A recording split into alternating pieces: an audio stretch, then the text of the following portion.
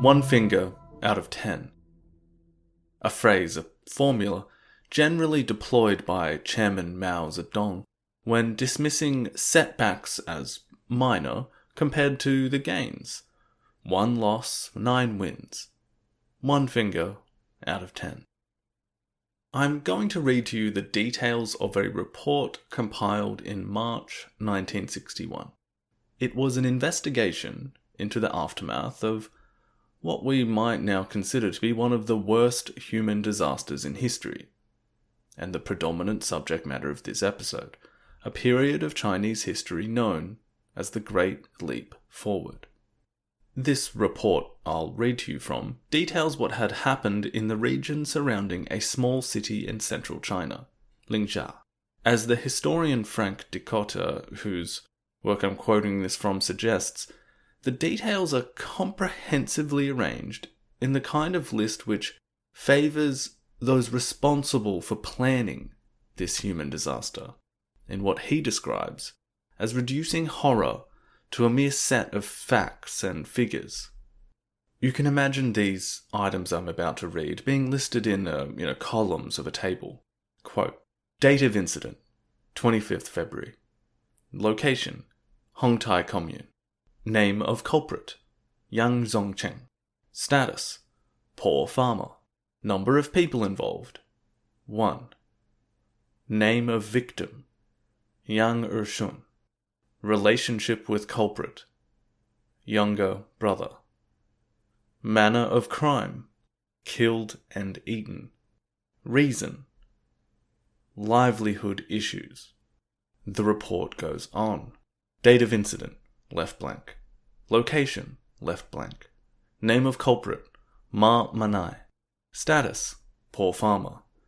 Number of people involved, entire family of 4. Name of victim, blank. Relationship with culprit, blank. Number of people involved, 13.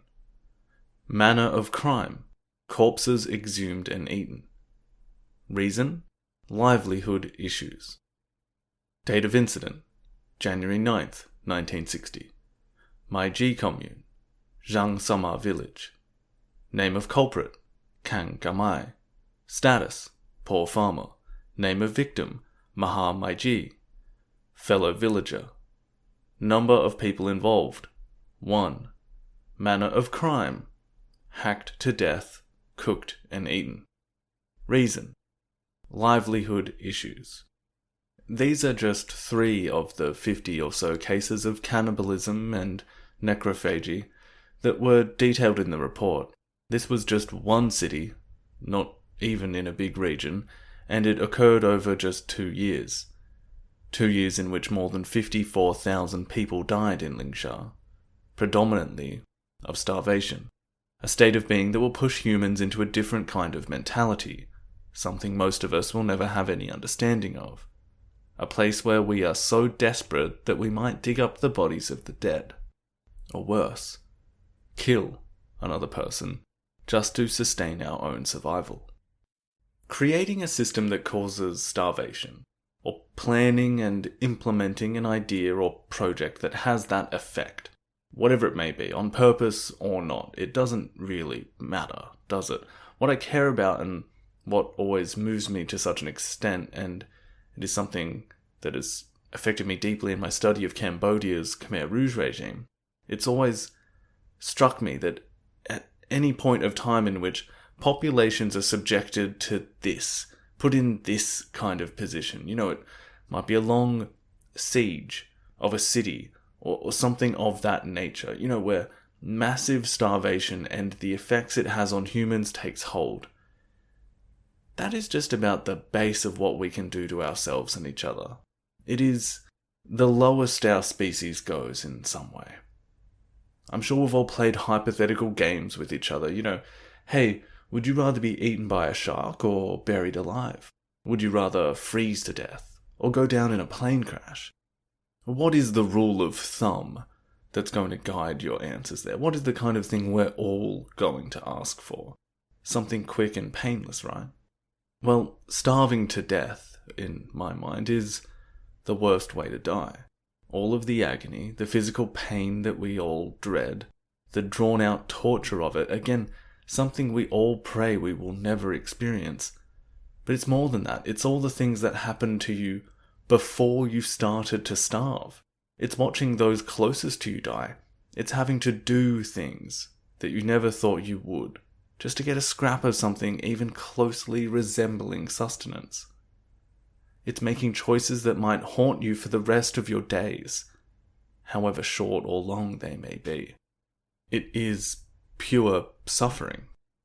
Well, morbid as it may be, I guess some of us do tend to think about these things, these ways of dying, and when you read about something like the Great Leap Forward, the sheer scale of it all, the worst kinds of misery, the things that people had to do to survive, this is an event in history where, well, the numbers are naturally disputed and different totals enumerated, but, it seems strange to say when a number gets so large that you're adding or subtracting tens of millions from it.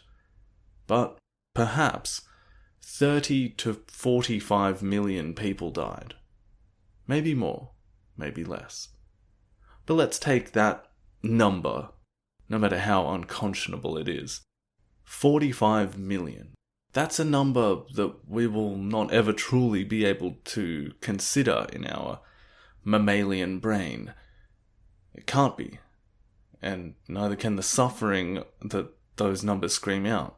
And in this example, we are talking about numbers that sit quite comfortably in between the total number of people who died in World War I and the total number of people who died in World War II.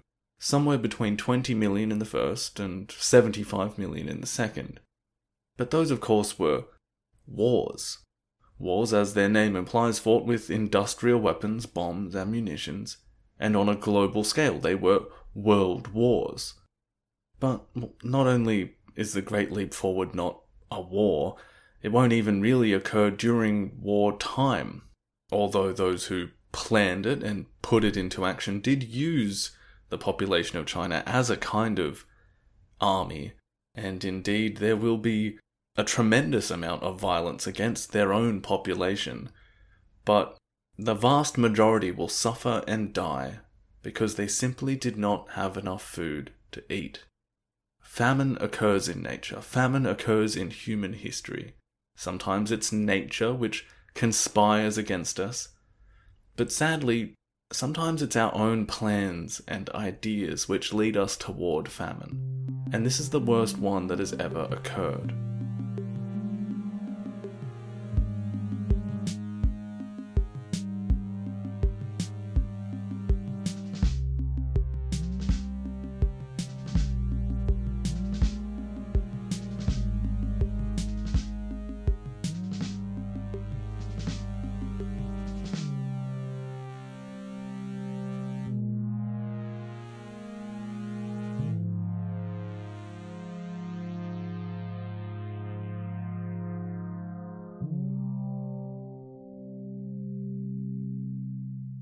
Hello everyone.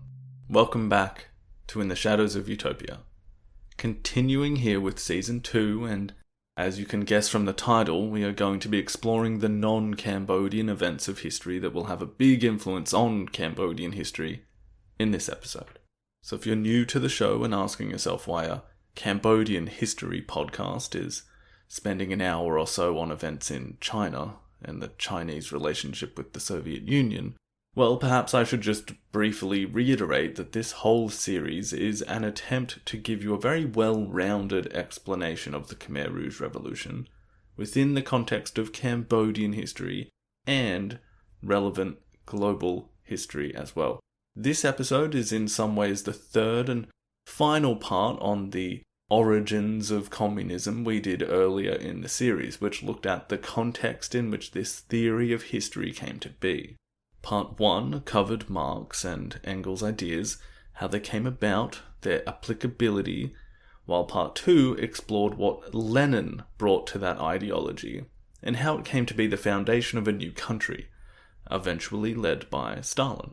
To give an example as to why these things are important to the story, well, Pol Pot explained in a speech to the world in 1976, a speech prompted by the death of Mao Zedong, I should add, that his country, Democratic Kampuchea, was run by a Marxist-Leninist organization that he was the leader of, the Communist Party of Kampuchea. So if you don't know what Marxism-Leninism means, you're missing out on quite a bit of the explanation for why the Khmer Rouge did what they did. And aside from the eulogizing nature of his speech for Mao Zedong, we can also get a pretty large clue as to why the ideology of Maoism was important to the Cambodian communists through looking at one of their most widely used slogans during their time in power. With the revolutionary organization, we shall make a great leap forward. A super great leap forward. So, again, to have a good sense of explaining how and why things happened in the Khmer Rouge Revolution, a working understanding of these concepts is extremely important. Otherwise, you might end up simply mystifying the terrible actions of their regime as the irrational work of bloodthirsty psychopaths, rather than men and women who were well aware of what they were doing and the purpose for doing so, which in my opinion makes it even more terrifying. But this episode won't just be about the ideological framework that the Communist Party of Kampuchea would go on to emulate in significant ways, but also the relevant historical circumstances that will complicate the Second Indochina War and lead to the Third. I'm of course referring to what is known as the Sino-Soviet Split, and we will spend some time understanding its origins as well. It's probably worth saying as well that just like the discussion of the French Revolution, the Russian Revolution, and Stalin, I should point out that I'm not an expert in Chinese history, and we will not be doing, a 100-year deep dive into China prior to the declaration of the People's Republic of China under Mao in 1949. We're only going to cover about 10 years of history, the lead up to the Great Leap Forward, the tragedy that ensued, and then outline the circumstances that led to the relationship between the two great communist powers becoming less camaraderie and more of a rivalry. And before we get into it, as always, I want to thank those of you who have supported the show in any way, whether leaving a review or rating on iTunes or wherever you might be listening, and especially to those who have contributed financially via PayPal or Patreon. Please visit the website for more information about all of those kinds of things. And to those of you who are listening to this relatively soon after it's come out, apologies for the wait. Anyway, with that out of the way, let's talk about China.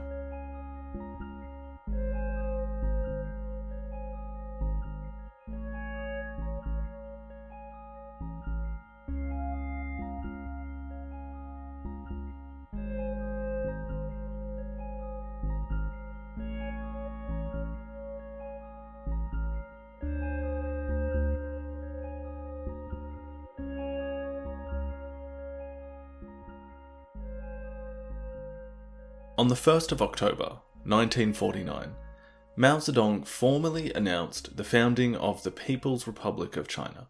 Just prior to this momentous occasion, he had proclaimed at a meeting that, quote, "The Chinese people, comprising 1/4 of humanity, have now stood up.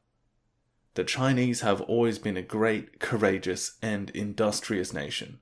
It is only in modern times that they have fallen behind. Today we have closed ranks and defeated both domestic and foreign aggressors. Ours will no longer be a nation subject to insult and humiliation." End quote. There is quite a lot for us to get out of those words, especially if we just want to briefly contextualize the moment in which the communist victory in China occurs, and what that means for the Chinese people. But let's take that first sentence. The Chinese people have stood up. We've discussed other sorts of political movements throughout this series so far, and that kind of sentiment does not strike us as particularly unique, does it? These ideas of awakening, as we saw in the Cambodian nationalist movement, for instance. The difference being, and with no offence intended to the Cambodians from our story, but China is on a slightly different scale, isn't it? As Mao kind of alludes to there, That landmass contains a significant portion of the world's population. We might also be reminded of some of the attitudes that the West and the rest of Asia generally have held to China in the past. This mighty civilization and heavy influence on the region itself, but also recognized by someone like Napoleon in the early 1800s as a potentially huge influence on the global stage. He is said to have described China as a sleeping giant, and when it woke, it would move the world. Well, a little over 200 years later, and after years of relative mediocrity, instability, foreign invasion, revolutionary movements, foreign occupation and civil war, well, a new China had been proclaimed. In Mao's words, the Chinese people had stood up. And I think if we look at the history of the world since, it's probably fair to say that Napoleon wasn't far off in his assessment about what they would be able to do either. China had been on a long journey toward this reawakening. An important year in this process was 1912, when the Manchu dynasty crumbled and gave way to years of civil war and foreign invasion. Eventually, the most notable domestic rivalries will be between the Kuomintang, the Nationalist Party, and the Communists. The most significant foreign group will be Imperial Japan, whose actions we briefly discussed in the context of the Second World War a few episodes ago, but their ambitions in the region were felt horribly, savagely in mainland China prior to that generally acknowledged beginning of World War II. The invasion by Imperial Japan forced the nationalists under Chiang Kai-shek and the communists under Mao into a united front of resistance. In the 8 years that China is occupied, which lasts until the end of the Second World War and the defeat of Japan heralded by the atomic bombings of Hiroshima and Nagasaki, well, the communists had grown stronger during this time, and generally speaking, the nationalists had grown weaker. With Japan no longer in the picture, the United Front no longer remained united, and a final showdown between Mao and Chiang Kai-shek loomed. Now, while all of this was going on, there were some interested parties in the rest of the world, particularly as this is a time when the global stage is beginning to take shape in the wake of the Second World War. Notably, how the two clear remaining superpowers, the Soviet Union and the United States, were envisioning the balance of power and what we could see as the early shape of the Cold War system. Again, generally speaking, we can see how the Chinese communists would have been looking toward the Soviets for support, and likewise the nationalists are looking at the United States. And this is, generally, how it went. However, support from both sides was somewhat limited. Stalin was always a little uneasy with his Chinese comrades, and they would go on to win the war without significant assistance from the Soviets. And likewise, the US, while pouring military and economic aid into the nationalists for a time, well, they weren't overly impressed with the workings of the Kuomintang, and that tap is turned off before the conflict is over as well. The nationalists were commonly plagued by corruption and financial mismanagement, squandering the support of the urban Chinese, while the communists, underdogs to begin with, had won the loyalty of the country's poor peasantry, and followed a set of strict behavioural guidelines that painted them as a disciplined political movement that would not exploit local farmers or steal food and supplies, something that goes a long way during a civil war. As the war unfolds, the nationalists suffer a series of defeats, and the communists gain strength in both territory and numbers. By 1948, nationalist armies began defecting in their droves, while China's major cities fell to the communists. Then, as we saw, by 1949, victory became a certainty and culminated in the designation of Beijing as the new capital and the proclamation of the People's Republic of China in October. Beijing was adorned with large portraits of Mao, and amongst a jubilant atmosphere and military parades, civilians chanted, "Long live Chairman Mao," A long, long life to Chairman Mao, while he called back over a loudspeaker system, "Long live the People's Republic." There was a spectacular fireworks display, and the chairman emphasized his point that the Chinese people had stood up. But were they truly ready to stand up? Professor of Chinese history Richard Baum suggests that, yes, while the Chinese Communist Party, which we will predominantly refer to as the CCP from here on out, well, yeah, they'd basically come from nothing and relied on ideology and resourcefulness to win the Civil War. But that still doesn't really change the fact that China itself had been ravaged by wars, by foreign occupation, by decades of instability, and a badly damaged economy. If the communist victory in 1949 represented the Chinese people standing up, well, they were badly beaten and bruised in the process. They could use some support. It is perhaps illustrative of where the Chinese people stood that the Soviet Union became the first country to recognize the new communist state, and even as some rubble still smouldered in the wake of the Civil War, Mao was already preparing for his first visit abroad, naturally, to Moscow.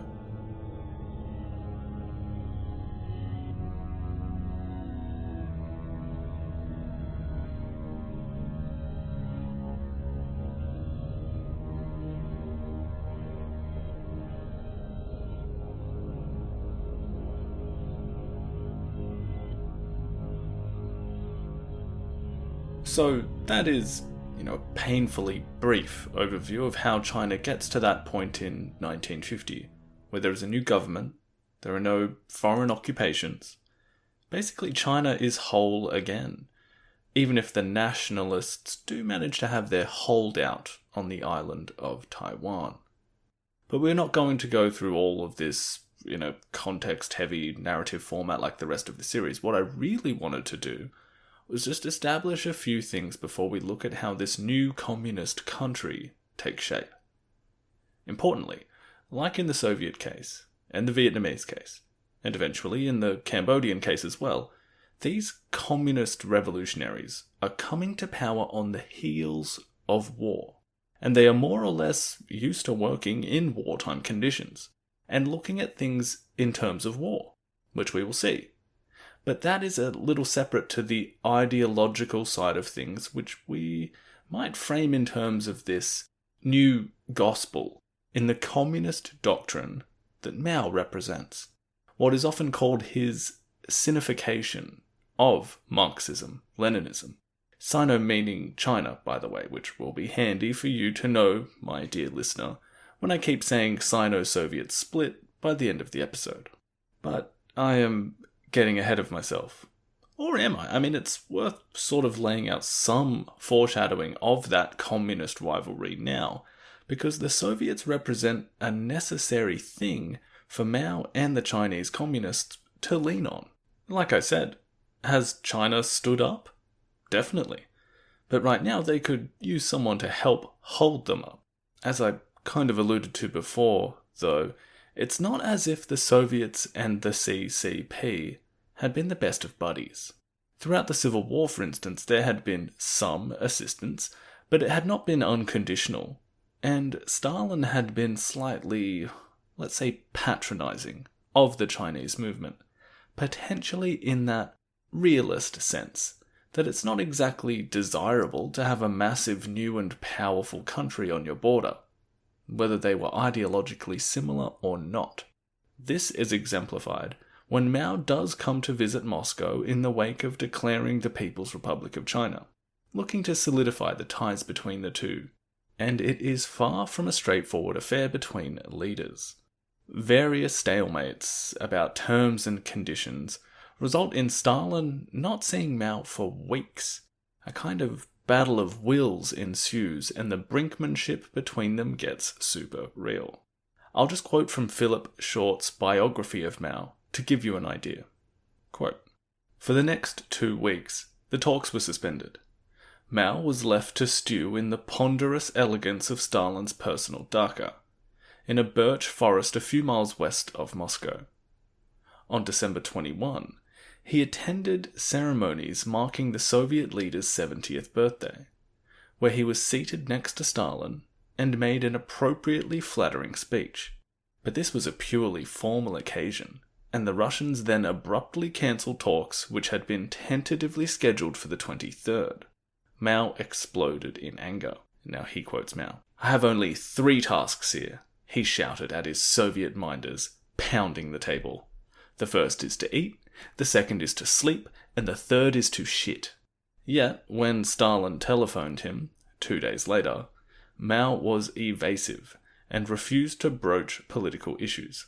When he, in turn, telephoned Stalin, he was told the Soviet leader was out.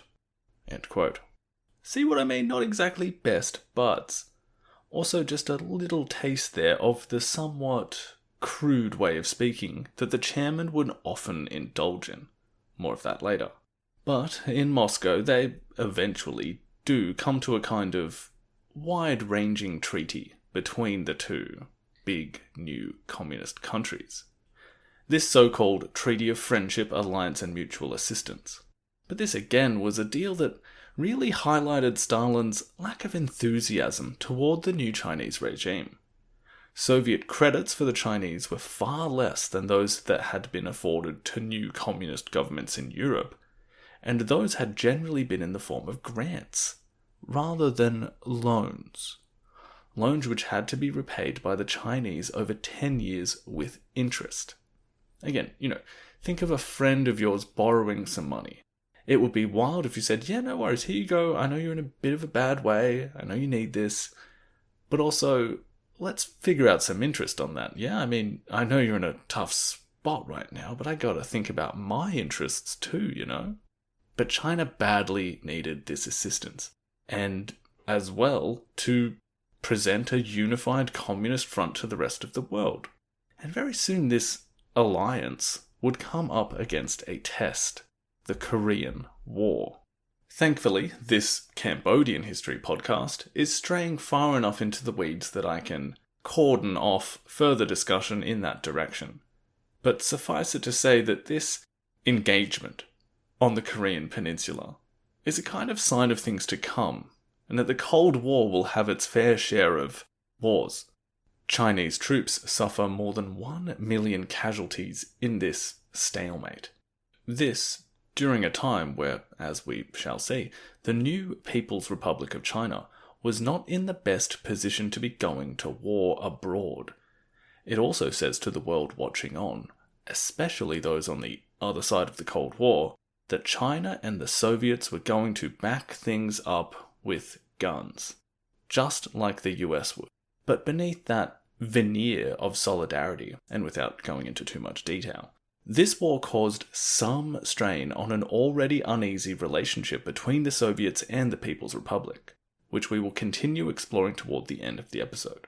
But before we return to the domestic issues, however, it's worth noting that we did cover how the Korean War came to its negotiated settlement of peace at the same conference in Geneva that had settled questions of peace in Indochina. This, of course, all somewhat precipitated by the death of Stalin in March 1953. A few of the world powers were looking to cool things down a bit, focus on their domestic issues. And the PRC, as we saw in their negotiations at Geneva, were certainly interested in basically rebuilding their own country, rather than getting further stuck into these proxy wars in Korea and Indochina, urging the North Vietnamese to come to an agreement, even if it meant they wouldn't control their entire country. We went over some of the reasons that might have worried the Chinese in and of itself, but above all else, it was a consideration of the proximity to these wars that China has, and a need to focus on matters at home. So, by 1954, those wars had reached a negotiated end, sort of, and for the new People's Republic, they could basically set upon fully realizing their socialist agenda in China itself.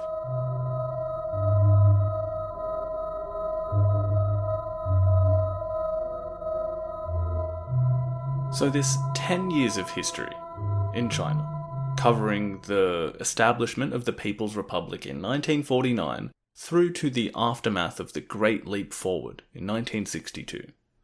What that time span gives us is another example of a new communist regime looking to, in a sense, deliver on their campaign promises, if we were going to use a more modern political kind of metaphor to describe it. Basically, they had ran this campaign for many years, and that campaign had also included defending from foreign invasion and occupation, as well as civil war against their political opponents, the nationalists. But the comparison to, a presidential campaign or a political campaign where you make a lot of promises and then if you win, you have to deliver on those promises, right? Well, the communists have won their country. What happens next? Well, they need to consolidate that power. They need to actually take control of the country that they have proclaimed. In the wake of the communist victory, which we should remind ourselves came out of a war, the party looked to reshape and reform the country, and just as we saw in the Soviet Union after they won, or even back in the French Revolution, there was a move to delineate who the people were, who were the citizens, and who were the enemies. This involved a high degree of class-based thinking. This was a communist regime after all. But it was not just the workers and the peasants who were going to form the dictatorship of the proletariat, as it were. The Chinese economy was in a shambles, so it was necessary to also include those who we might have deemed as coming from classes that were less trustworthy in Marxist thinking. Well, how is this achieved in the early days of the People's Republic? Well, aside from genuinely targeting those who were deemed counter-revolutionaries, the completely undesirables. I mean, you'll often see figures of more than 2 million people being detained, as well as more than 700,000 people just simply being executed, something that Mao saw as absolutely necessary. He said that if we are weak and indecisive and excessively indulgent of evil people, it will bring disaster. But there was also some very wide-ranging campaigns to simply eradicate traits of Chinese society that were decidedly antithetical to the new society they were looking to create. For instance, there was the 3 Anti campaign, which referred to anti-corruption, anti-waste, and anti-bureaucratism. Then there was the 5 Antis campaign, which was quite a lot more intense and coercive. This was designed to punish crimes of bribery, tax evasion, embezzlement, theft of state property, theft of state secrets by non-communist industrialists and businessmen as well. And there was also what is called a thought reform campaign. The idea for this thought reform campaign had originally come about in the 1940s in a place called Yan'an, where there, in a sort of communist stronghold, party members had been forced to undergo intensive group-oriented study and criticism. This was described by Richard Baum as trained cadre reading party texts, highlighting their ideas and significance before getting participants in these sessions to, speak from the heart about these themes and their reaction to it. This is something we saw back in the Leninist stuff as well, and it all has a kind of vaguely religious vibe to it, if you ask me. It's what we could generally call self-criticism, where people are expected to expose themselves and any politically incorrect behaviour or thoughts, and those they've noticed in other people too. And this was judged in this kind of group environment, and if you had successfully passed, then, well, all is all well, and you have the love of the party still. But if not, well, then you could be subjected to fairly scary punishments, including incarceration, abuse, even torture. Using these same techniques later, once they were in power, this thought reform campaign, well, it was aimed primarily at the urban intellectuals in order to enforce conformity to the new regime and to eradicate so-called bourgeois ideas. And what does this, look like in practice? Well, It means you've got a lot of neighbours informing on their neighbours, workers denouncing their bosses, even children denouncing their parents. As Philip Short writes in his biography of Mao, quote, "A climate of raw terror developed. Minor offenders, Mao declared, should be criticised and reformed, or sent to labour camps, while the worst among them should be shot."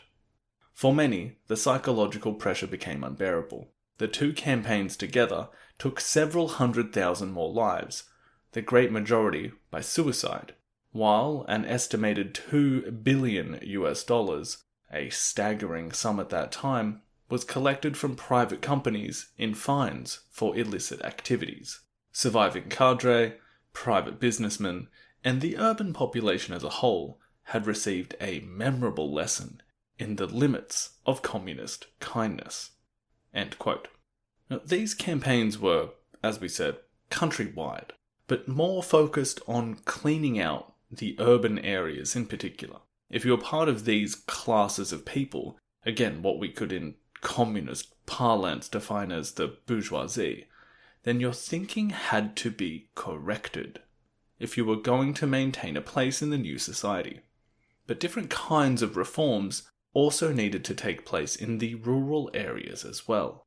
The communists had rode to victory in large part due to their embrace of the peasantry, as well as the promise of reforming the landlord system that had subjugated them.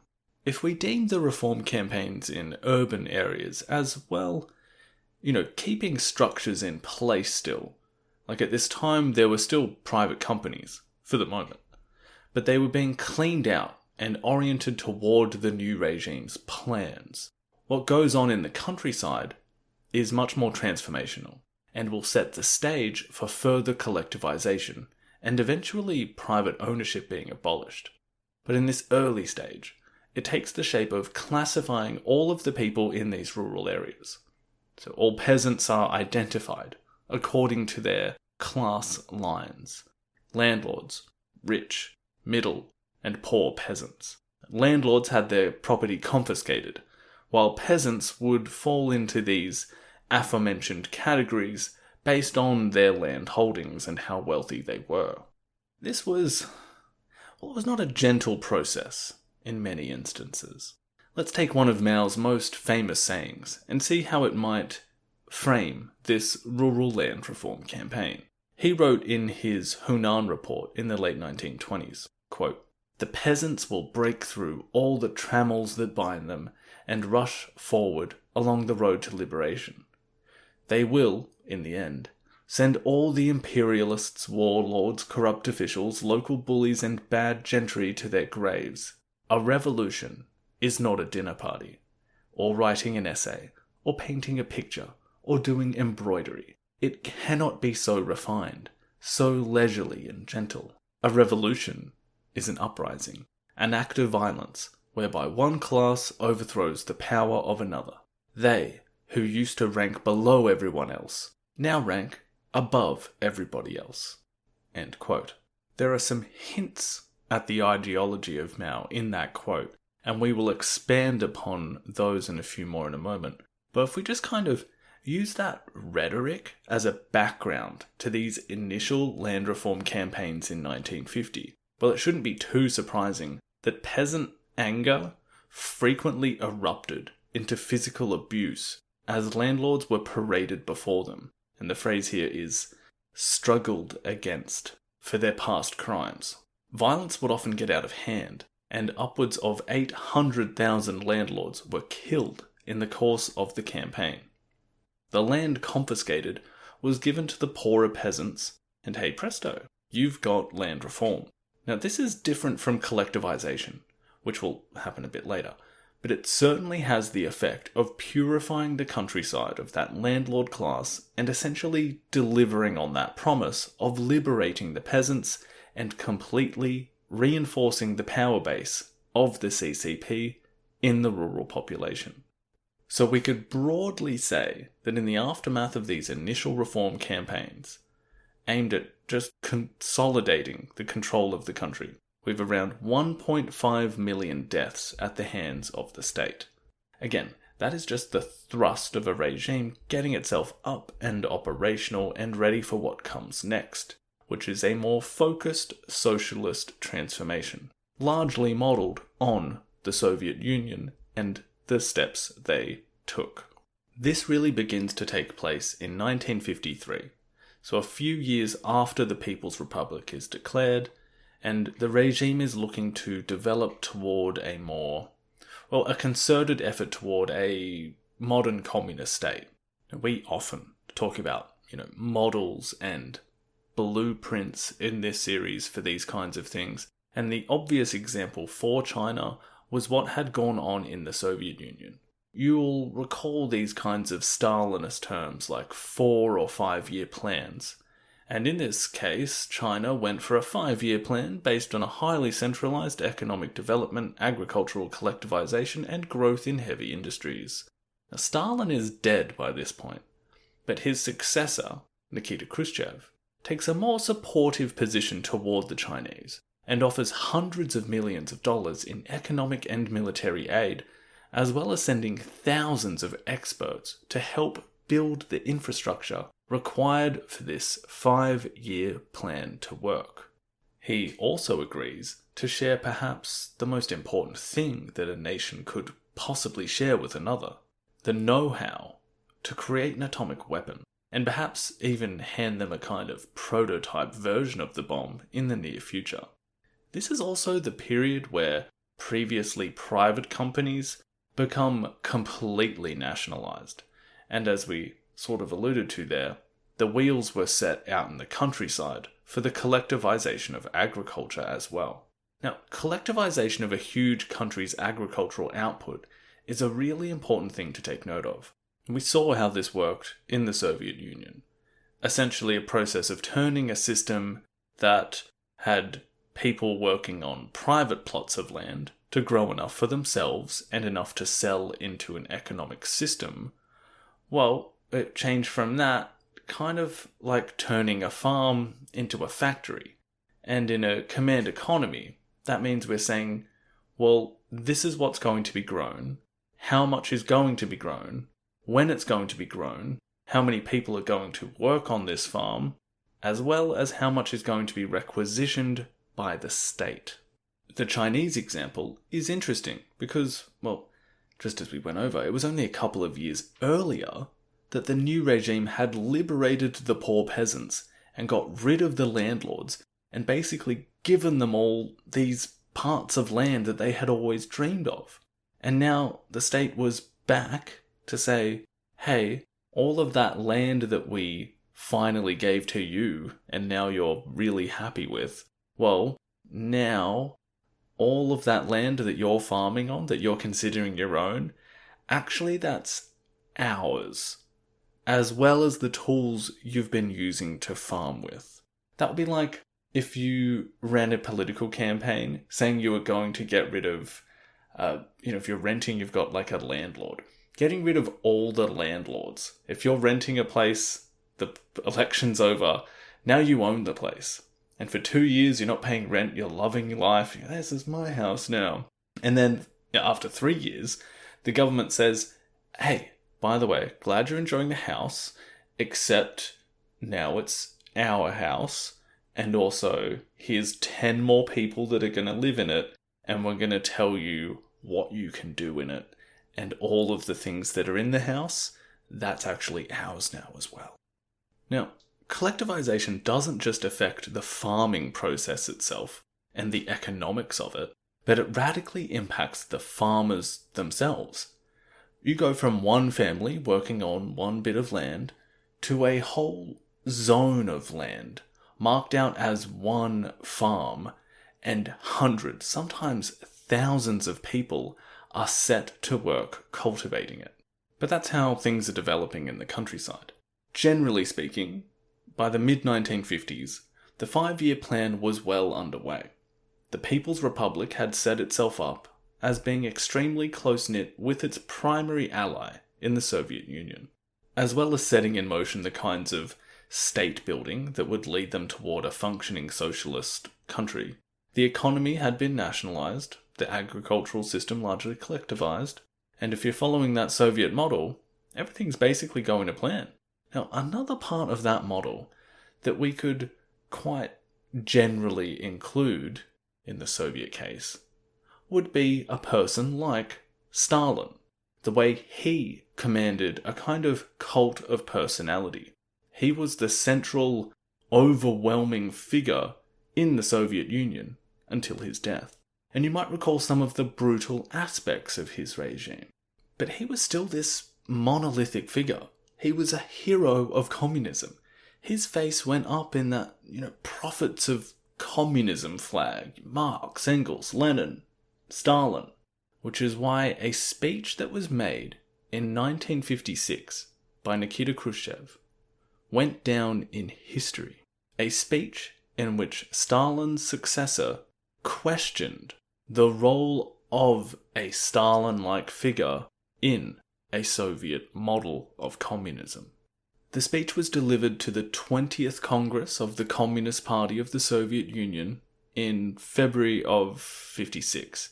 And it's a massive speech, but I'll read out some snippets to you to get across what the new Soviet leader was espousing. Quote, "After Stalin's death, the Central Committee began to implement a policy of explaining concisely and consistently that it is impermissible and foreign to the spirit of Marxism-Leninism to elevate one person, to transform him into a superman possessing supernatural characteristics, akin to those of a god. Such a man supposedly knows everything, sees everything, thinks for everyone, can do anything, is infallible in his behaviour. At present, we are concerned with a question which has immense importance for the party now and for the future, with how the cult of the person of Stalin has been gradually growing. The cult which became at a certain specific stage the source of a whole series of exceedingly serious and grave perversions of party principles, of party democracy, of revolutionary legality." End quote. Now, Khrushchev goes pretty deep in this speech. He goes on to say how Stalin was kind of antithetical to Marxism, how Lenin had said he would not be a good leader, how Stalin's methods had been exceedingly brutal, how Stalin had overestimated his military prowess, how he had become a megalomaniac. At times it almost resembles this, cutting roast of the former head of the Soviet Union. But the key point is outlined in the section I quoted directly, that a cult of personality, having a central quasi-godlike figure, that is a problem. And how does this affect the story? Well, this was the so-called secret speech. It was done in a closed session kind of thing. But a translation eventually makes its way to China, and it has a big impact. You might presume that after some of the less than amicable treatment that the new Chinese regime had received from the Man of Steel when he was still alive, that perhaps Mao would have been happy with the new Soviet leader not only giving his country millions and millions of dollars and advisors, but also denouncing the former leader that was a bit of a dick to him. But according to Philip Short, Mao had serious doubts about Khrushchev's approach.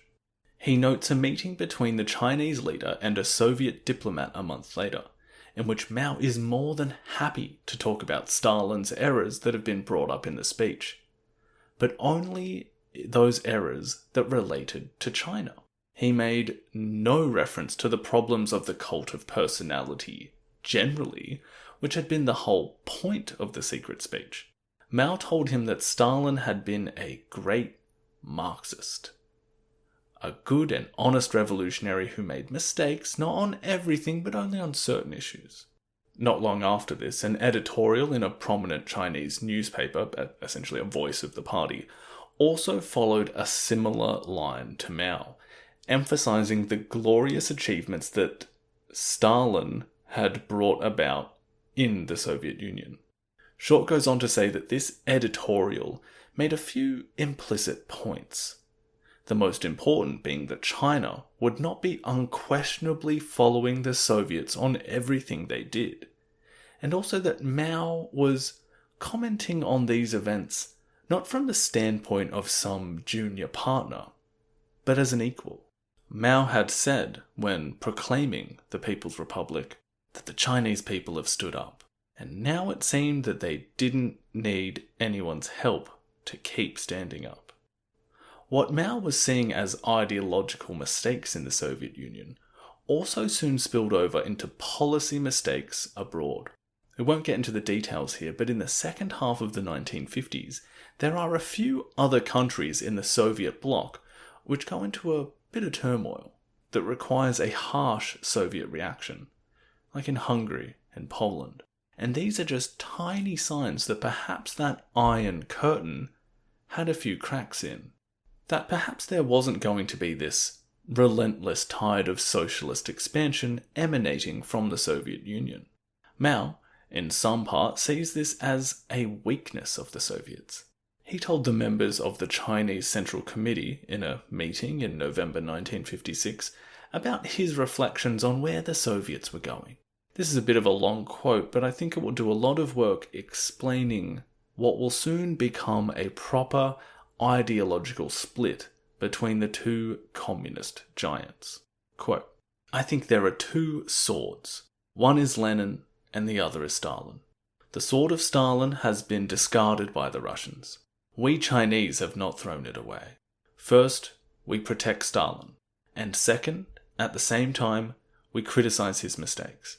As for the sword of Lenin, has it not also been discarded to a certain extent by some Soviet leaders? In my view, it has been discarded to a considerable extent. Is the October Revolution still valid? Khrushchev's report at the 20th Congress of the CPSU says it is possible to seize state power by the parliamentary road. That is to say, it's no longer necessary for all countries to learn from the October Revolution. Once this gate is opened, by and large, Leninism is thrown away. How much capital do the Russians have? Just Lenin and Stalin. Now, they've abandoned Stalin and practically all of Lenin as well. With Lenin's feet gone, or perhaps with only his head left, or with one of his hands cut off, we, on our part, stick to studying Marxism-Leninism and learning from the October Revolution." End quote. Now, Mao, basically there, he's saying, sure, the Russians had some good stuff, some important stuff to begin with, but they're throwing it away. They don't even know what they had. They've got it wrong. We can take that good stuff and make it even better. So, on the one hand, you've got the secret speech made by Khrushchev causing a little bit of tension between the two. But those events in Poland and Hungary also have communist powers around the globe asking questions of themselves and looking at ways of making sure that similar events do not take place in their own states, looking to make sure that they can handle dissent against their rule. Now, I realize I'm getting both into the weeds as well as extremely scant on the details whilst I'm in and amongst them, and I apologize. But it's necessary to just set up a lot of this broader stuff to an extent, because it folds into the circumstances around the Sino-Soviet split as well as a brief direction change in China itself. A kind of gesture of goodwill and tolerance to the kinds of classes of people that are, let's say, marginalized in a socialist state. A suspicious class of people that we can generally name intellectuals. So there is an attempt to get ahead of what this class might represent in terms of opposition to socialist rule by encouraging a release of the steam valve. Just a bit. Seeing if there are any grievances to air. Letting this potentially influential group have their say. And hey, they shouldn't be scared to do so, right? In this moment where there seems to be a need to change direction, both in terms of just copying everything that the Soviet model carried, as well as the potential need to allow for a level of open dissatisfaction from some elements of society. Well, the Chinese regime embarks upon what is known as the 100 Flowers Campaign, which, in brief, amounts to a toleration of public dissatisfaction, a movement intended to make the party more responsive to the wishes of the people. In early 1957, cautiously at first, but then to a growing extent, many people make their thoughts of the Communist Party known. In the words of Richard Baum, some intellectuals even accuse the party of being doctrinaire, arrogant, opportunistic, and corrupt. Some go as far as to directly criticize Chairman Mao. In the words of Philip Short, quote, "The 100 Flowers was the most ambitious attempt ever undertaken in a communist country to combine a totalitarian system with democratic checks and balances. Even Mao was unsure what it would produce. Let's try it and see what it's like," he said at one point. "If we acquire a taste for it, there will be no more worries." Now Short then adds, what would happen if the party did not acquire a taste for being criticized? Well, that was left discreetly unsaid. End quote. Well, after a few weeks, and after some groups had begun openly calling for an end to communist rule in China, well, those who had been encouraged to speak their minds would begin regretting having done so. Now, historians argue over how much Mao had envisioned the 100 Flowers campaign as a trap from the beginning, or only decided to treat it as such afterwards, but the results are, well, scary. Essentially, and this was the way it was explained in a lecture on the subject I watched, it was as if you had a classroom full of 100 students or so, and the lecturer at the front of the room, he said at the start of the lesson, "Oh, hey, by the way, does anyone have any comments about the course or the teaching method so far? Seriously, if you have any criticisms, it really helps us make the lessons better, and there will be obviously no problems if you want to say something." And after a while, a few people raise their hands. Perhaps one or two say, "Yeah, actually, there are some things that could use some changing." If the lecturer then stood there, shocked that people had actually said anything that critical, and then done a complete 180 and said, "Okay, security, take those students who raised their hands out of the room. Also, everyone who said anything bad, you fail the course." That's essentially what happened in 1957 at the end of this 100 Flowers campaign. Those students and teachers and intellectuals that did speak out during the 100 Flowers campaign, well, they weren't just killed outright, but short of state-sponsored execution, they were certainly mistreated. They were sometimes paraded with literal dunce caps. They were pilloried, beaten, dismissed from their jobs. Later, a Chinese leader would suggest that perhaps 500,000 people felt this backlash, and a large percentage of those were sent to labour camps or to be reformed in the countryside. Naturally, many would die as a result of that treatment, and a large number of those might have been suicides. Now, the bigger point here is the message that this sends to the people. For those that had spoken out, said the things that they had been thinking, dared to question the party, well, it is now abundantly clear, not only after this campaign, but the earlier socialist transformations and their associated violence and death. The message is this: do not question us. Do what we say. This message was also felt within the party itself, and hundreds of thousands of party members were investigated, reprimanded, or even purged from the party for deviating from their so-called party line. In the background, Mao felt that this experiment with liberalization had been a failure, that perhaps there was a need to return to the rigid, tried and tested strategy of mass mobilization and top-down directives. That great things could happen as long as everyone put their minds to it and did what they were told. The Soviets had seemingly begun going down the wrong path, and their model was not producing the kinds of stratospheric gains that had been expected in China. And for Mao, his preeminence and cult of personality could not be extinguished like what he had seen them do to the memory of Stalin. Mao knew what he wanted, but was still looking for an answer in how to accomplish it. By May of 1958, he is quoted as saying, "Apart from the Soviet method, is it possible to find something even faster and better?" Mao began talking about the possibility of the countryside being utilized in a way that would propel China forward, allow them to attain the highest crop yields in the world, that steel production would reach 20 million tons a year, more than 4 times its current output. Having laid the groundwork of collectivization, witnessed its utility in relation to a series of water conservancy plans, and at the same time shown that there would be no tolerance of dissent to the regime, it became possible to plan the policies we consider the Great Leap Forward to represent, and some of them had actually already been put into effect.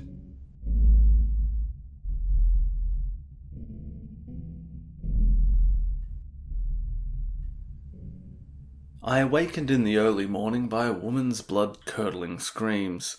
Rushing to my window, I saw that a young woman was running to and fro on the roof of the building next door, frantically waving a bamboo pole with a large sheet tied to it.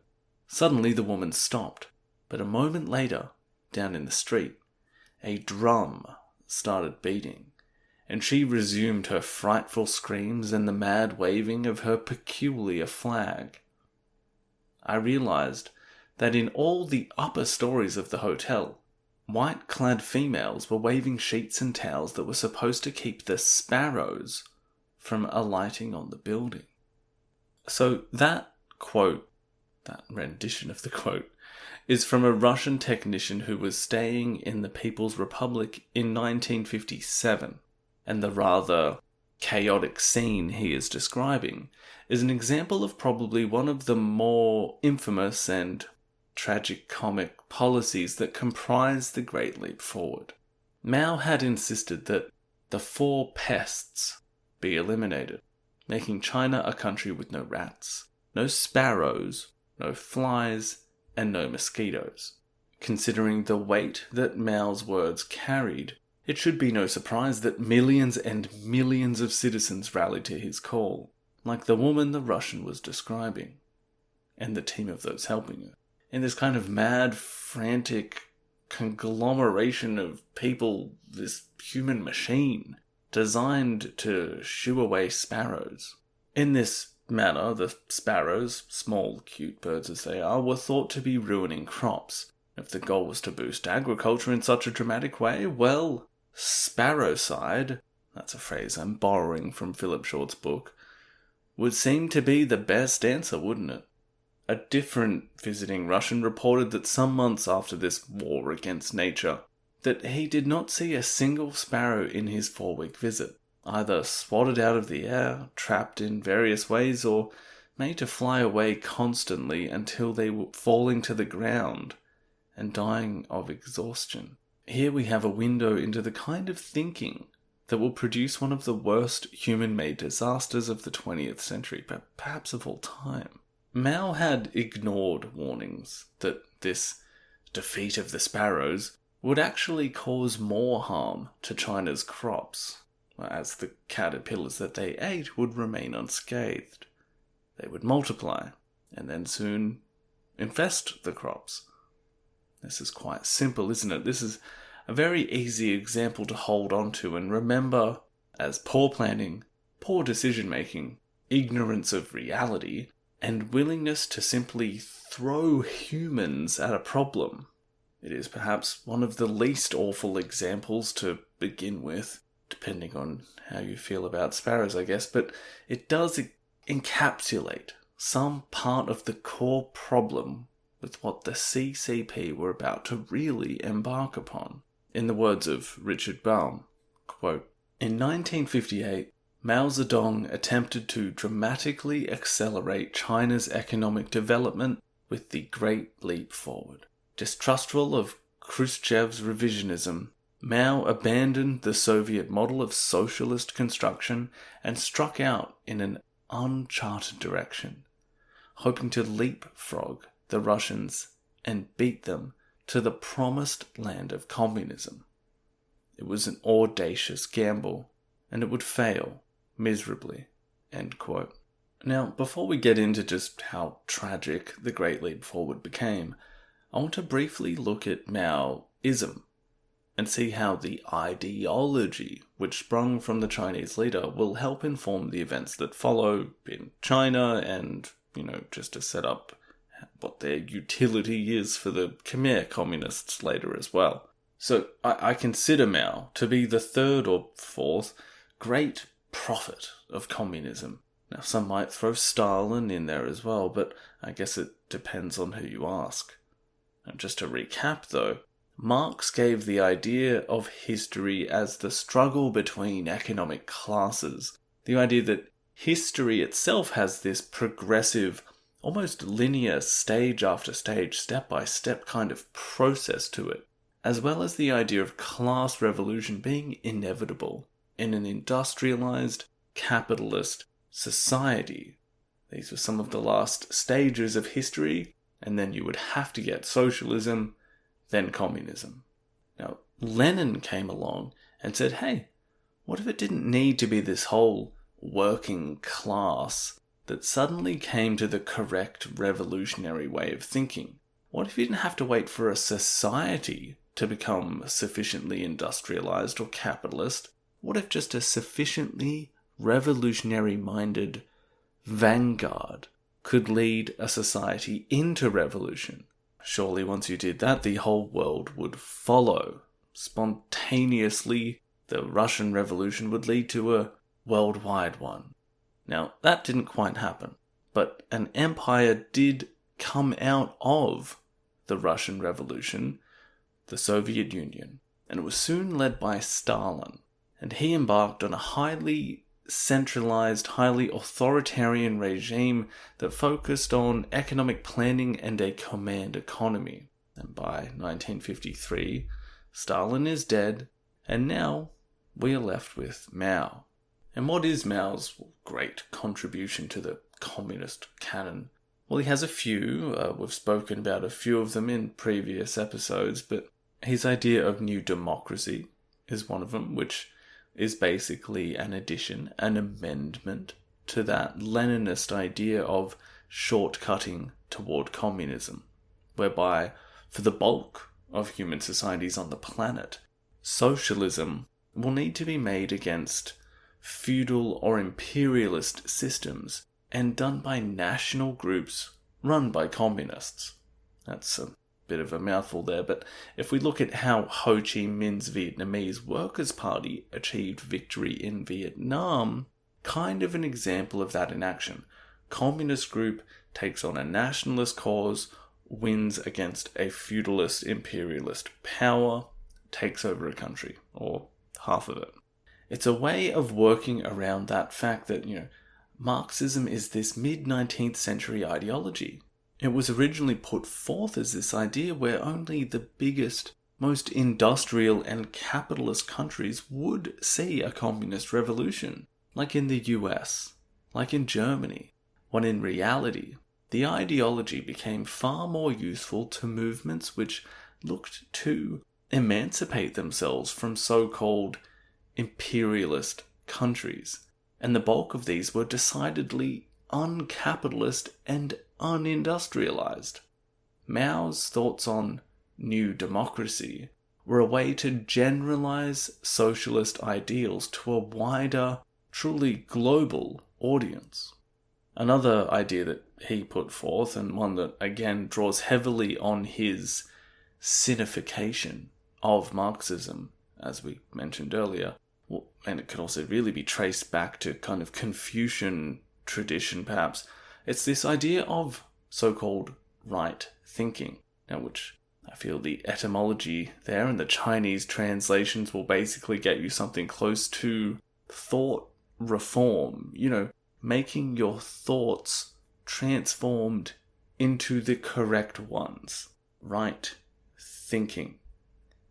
And we saw that put into practice when we spoke about the early years of the regime just a moment ago, and the needs to make previously untrustworthy classes of people remodel the way they thought into the way that suited the party. And this, to me, lends itself to some of the scarier parts of communism as a whole, and what I guess we could define as, thought crimes, particularly when we look at the example of the Khmer Rouge and how they would define whole populations of people as counter-revolutionaries just because of their supposed inability to adopt the correct mental position, the revolutionary consciousness, as they will put it. Another aspect of Maoism is the inherent violent struggle that it's built upon. One of the famous phrases associated with the ideology is that political power grows out of the barrel of a gun. But that being said, it's not like infusing a communist revolution with a degree of political violence is new for this ideology. I mean, Marx was talking about a global revolution from the get-go. Classes rising up and overthrowing other classes. And when Lenin and Stalin come along, they were certainly not shy of using coercive violence to further their revolutionary aims. But perhaps Mao brought with him, perhaps due in some part just to the circumstances of the Chinese Revolution and the Civil War, an idea called People's War. Now, this is sort of tied to his inclusiveness of the peasant class as sort of the base for their whole revolutionary movement. After all, the Chinese communists, while they were fighting their civil war, well, they didn't really have urban bases to stage their revolution from. They needed to proletarianize the peasantry, and doing so through a massive kind of guerrilla war. That was key to Maoism. Now, he was from a rural background, so he enmeshed himself with the so-called masses. And this kind of leads us into another tenet of Maoism, which could be thought of as volunteerism, that people can achieve anything if they just put their minds to it.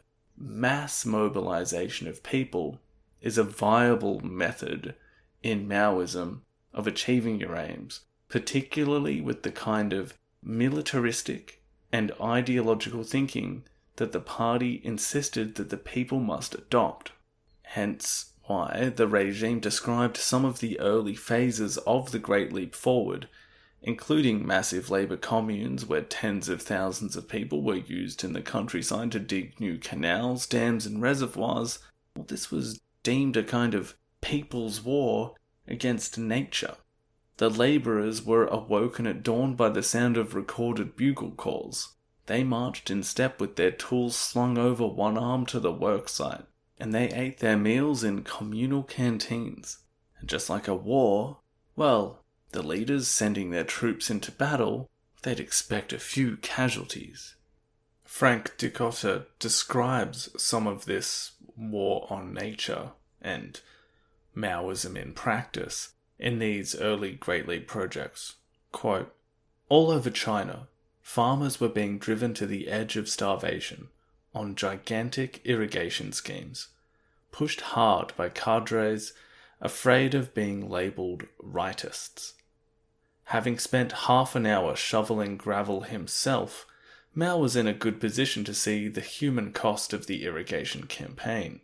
In March 1958, as he listened to a report by Jiang Weiqing on irrigation in Jiangsu, he mused that Wu Zhipu claims he can move 30 billion cubic meters.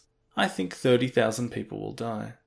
Zheng Shisheng has said that he will move 20 billion cubic meters, and I think that 20,000 people will die. Weiqing only promises 600 million cubic meters. Maybe nobody will die." Now, Dicotta stops quoting Mao and goes on to add himself. Mass mobilization on water conservancy schemes continued unabated for several years, claiming the lives of hundreds of thousands of exhausted villagers already weakened by hunger. In a chilling precursor of Cambodia under the Khmer Rouge, villagers in Qingxi, Gansu, called these projects the killing fields. End quote. Talking about billions of cubic meters of earth being moved is wild stuff. Now, these irrigation and water conservation projects, the mass mobilization involved in creating them, this is a good place to start talking about the great leap forward that really begins in earnest in 1958. Mao was made so confident by these apparently excessive successes of these projects that he felt that this revolutionary will, this mass mobilization, could literally be just unleashed. That everything could be doubled, tripled, even more if they just harnessed the will of the people. In his words, lift the lid, break down superstition, and let the initiative and creativity of the labouring people explode. However, as many of these examples will show, the figures that Mao was being fed about how many acres of earth had been moved by however many millions of people, well, it had been greatly exaggerated. Richard Baum uses the phrase, a bubble of unreality, to describe China during the Great Leap, as all levels of the country fall victim to something he also calls target fever, and this willingness to lie in order to appease those above. Now, I'm not saying that to blame those people that are feeding this information to those above them. Rather, the leadership itself, the leaders that created this system in the first place and chose to believe these figures, even when they stretched credulity, to say the least, they are more responsible, or it's some circle of responsibility. Massive people's communes, as they became known, became the agricultural setting for this part of the Great Leap. More than 20,000 people would be set in this impersonal relationship with farming the land. In this bubble of unreality, some communes began claiming huge successes with fantastic new agricultural revolutions. And this kind of strikes me as similar kinds of reasoning as the incidents of sparrowcide that we discussed earlier. Some communes simply start posting up huge figures because the commune next to them had done so. They'll start spreading these harebrained ideas like, well, we can just increase the yield of a harvest by, double or triple fertilizing their crops. I mean, fertilizer's good, right? If we just put more on, we'll get more. Some other commune said that, well, you can grow more rice by simply double or triple planting it. Plant more seeds in the same area. It's simple. If you put the seed further into the soil, it'll produce a stronger plant. There was even this famous photo that was spread by the propaganda machine of children playing on top of a plot of rice. Like, the rice was so densely packed and strong that it was being used as a kind of, like a trampoline. Immediately, cadres who see this have to consider ways that they can emulate this success as well, lest they be perceived as rightist or deviationist in their thinking. Now, I know that Orwell's terminology gets overused sometimes in relation to communist and authoritarian projects, but this really is some 2 + 2 = 5 kind of stuff. Like, that it's not real, but it kind of is real because the party says it's real. Naturally, the party begins increasing its expected figures for harvests based on the excesses that these communes are producing. It seems like the shortcut to communism might be working after all. Mao had encouraged this unreal version of reality. As record after record is smashed, it becomes less important that, for instance, that photo of the children on top of the rice crop was fraudulent, that the whole thing was a sham, that planting rice seeds deeper in the earth or too close together wouldn't improve upon the thousands of years of practice that traditional farming methods had perfected. Again, This is the Great Leap Forward.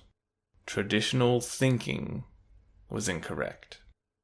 And it would be based on this unreal success of the agricultural communes that the regime said, hey, why don't we employ the same techniques into different industries to produce other products? Not only would Mao begin raising targets of grain to be more than the rest of the world combined in just over a decade. Hey, simple. What we're also going to do is begin efforts setting the people's collective strength to increase steel production as well. And why wouldn't they? Steel had this kind of cachet for newly modernizing countries in the 20th century. Like it was both an actual resource that could be produced and traded and sold, but it also symbolized modernity. It stood for something. Now, if you're producing plentiful steel products, well, you've stood up with the other big boy countries and you're being counted, aren't you? I think it was in one of the first couple of episodes that I referenced the brilliant computer game series Age of Empires, and in those games, I remember you'd kind of progress through ages, your bronze, iron, etc. And in this instance, you could kind of imagine a steel age, this industrial product. Many nations begin to see themselves needing to qualify for this. They need to progress to that. You can imagine these other countries that got there looking on like, oh, well, you're still in the agriculture and small manufactured goods stage. How quaint. You know, these symbolic powers of the world stage, Britain, Germany, the United States, the Soviet Union, they all had this backbone of industry. And the symbol of that was steel. And again, this goes back to that Marxist 19th century idea that industrialization is key. Capitalism is key. You need factories pumping out smoke and steel, and then you're going to get communism. So this glory of steel was something that Mao and the Communist Party were really drawn to. And their solution to any kind of goal now was essentially found in the will of their people and the capacity of the government to basically throw enough human beings at a problem until it was solved. That's how they're going to have a great leap forward, not just in agriculture, but also industry. With the people's communes already available and a populace positioned to do whatever the government instructed them to do, it was decided that the seemingly bountiful crops that had been collected following these initial agricultural pushes could be counted on, and a percentage of those who had been put to work on these collective farms would instead be diverted toward the production of steel. And I don't think I've ever said steel so many times in this short amount of time, but when you think of steel, like me, you probably think of some vague kind of factory setting, very industrial, something out of the end of Terminator 2 or Alien 3. The steel production that would be employed during the Great Leap Forward, however, was just about as far away from that kind of setting that you can imagine.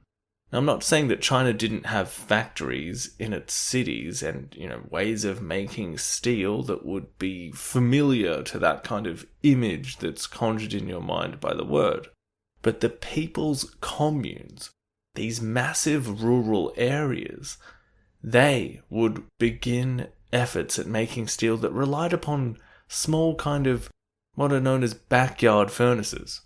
Imagine these relatively, small structures that resemble something like an urn shape or even something vaguely insectoid like a kind of termite's nest.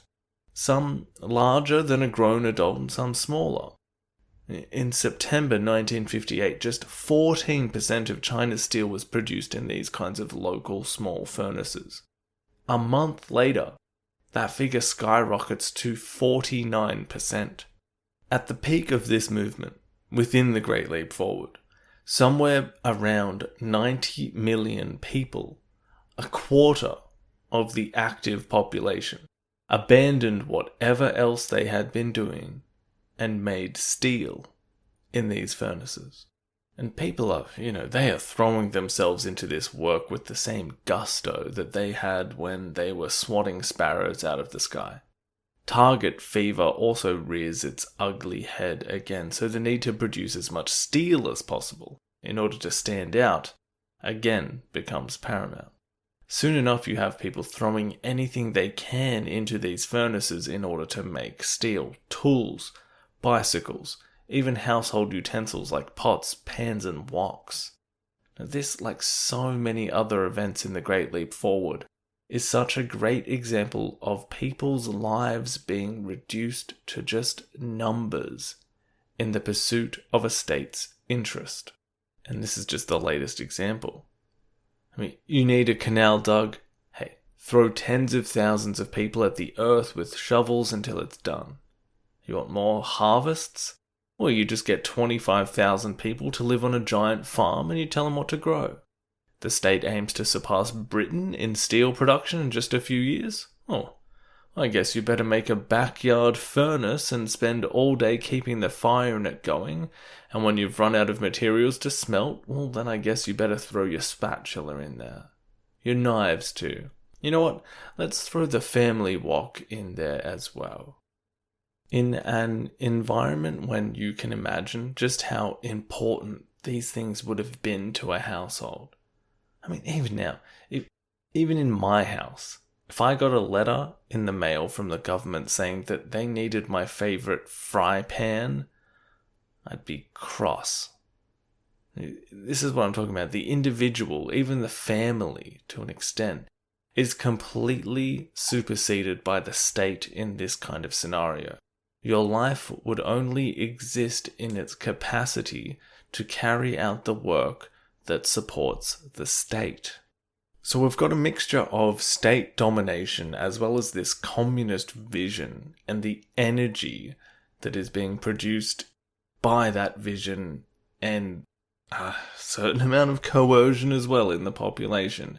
And it's producing ideas like, hey, why don't we double plant our rice seeds? Then we'll have a higher yield. Or we'll, rip out crops that have traditionally done well in one location just in order to produce something that the state has decided needs to be planted there instead. The same kind of thing is happening with this steel production. And even though you are technically making large amounts of quote-unquote steel, it's brittle, of very low quality, and it's practically unusable. It's a waste of time. Think about these vast fields of furnaces, the pollution, the working conditions, the huge amounts of trees that have had to be cut down to produce the firewood to keep the furnaces going. Frank Ducotta, in his book, he talks about people's homes being torn down to produce more flammable material to keep these furnaces going. It's all for nothing. Not even nothing. Worse, we can see in the experiment with the backyard steel production how the Great Leap begins to trip and fall before approaching anywhere near a position where it leaps over anything, instead planting its face squarely into the ground. At the same time that everyone is patting themselves on the back about all of this steel that is being produced, hopes for record-breaking harvests were also a certainty. The Politburo spoke of production being increased by 100%, several 100%, 1,000%, several 1,000%. These are figures that are so delusional that they border on schizophrenic. Imagine these cadres sitting around a table, slapping their reports proudly with the back of a hand, saying, "Oh, you think your region's harvest is going to be good? Well, look here, comrade. Harvests in my district are going to be 10 times as much as they were before the advent of the People's Commune. And the steel we are making? Well, it's infused with the will of the people. Those imperialists in the United States and Britain, well, they won't know what hit them. Even the Soviets will envy our efforts."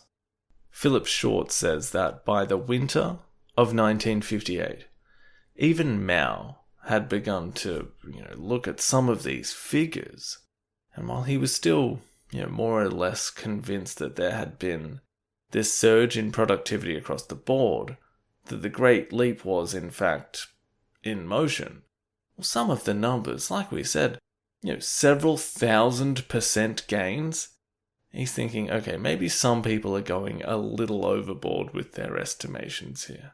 But that's okay. On the whole, we're definitely going well. At the end of 1958, Mao looked back and said, "During this past year, there have been so many good things. Trails have been blazed.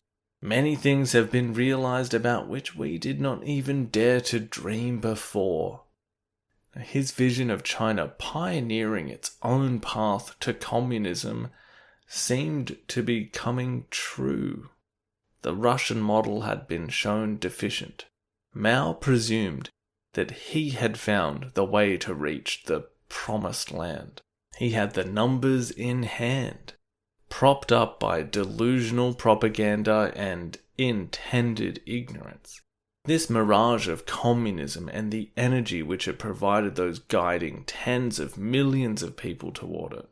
If they had only looked closer, if these leaders had just stepped out of this bubble of unreality, they could have noticed that as early as February 1958, starvation had already appeared in some villages, even during just the water conservancy campaign that created the initial conditions for the Great Leap Forward to spring out of.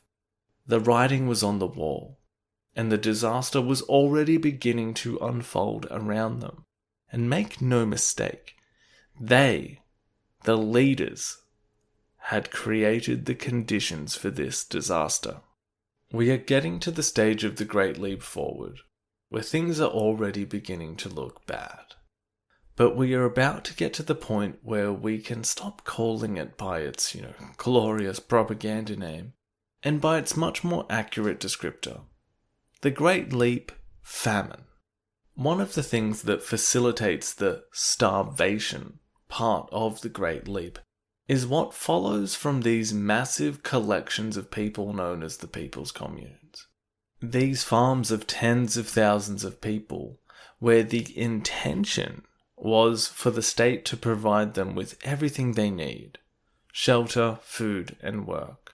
If a person or family have those things provided for them, then you are that much closer to communism, right? They don't need to pay taxes, they don't need to pay rent. Technically, they don't even need to pay for their own dinner. We will give that to them as well. Now, in a way, they were trying to eradicate the need for private property, which was seen as the root of capitalism and inequality in a Marxist lens. This leads to what is known as communal eating. And this was hugely important for Mao. He felt this was part of that correction of someone's whole way of being, to proletarianize them, to make them part of the people's army.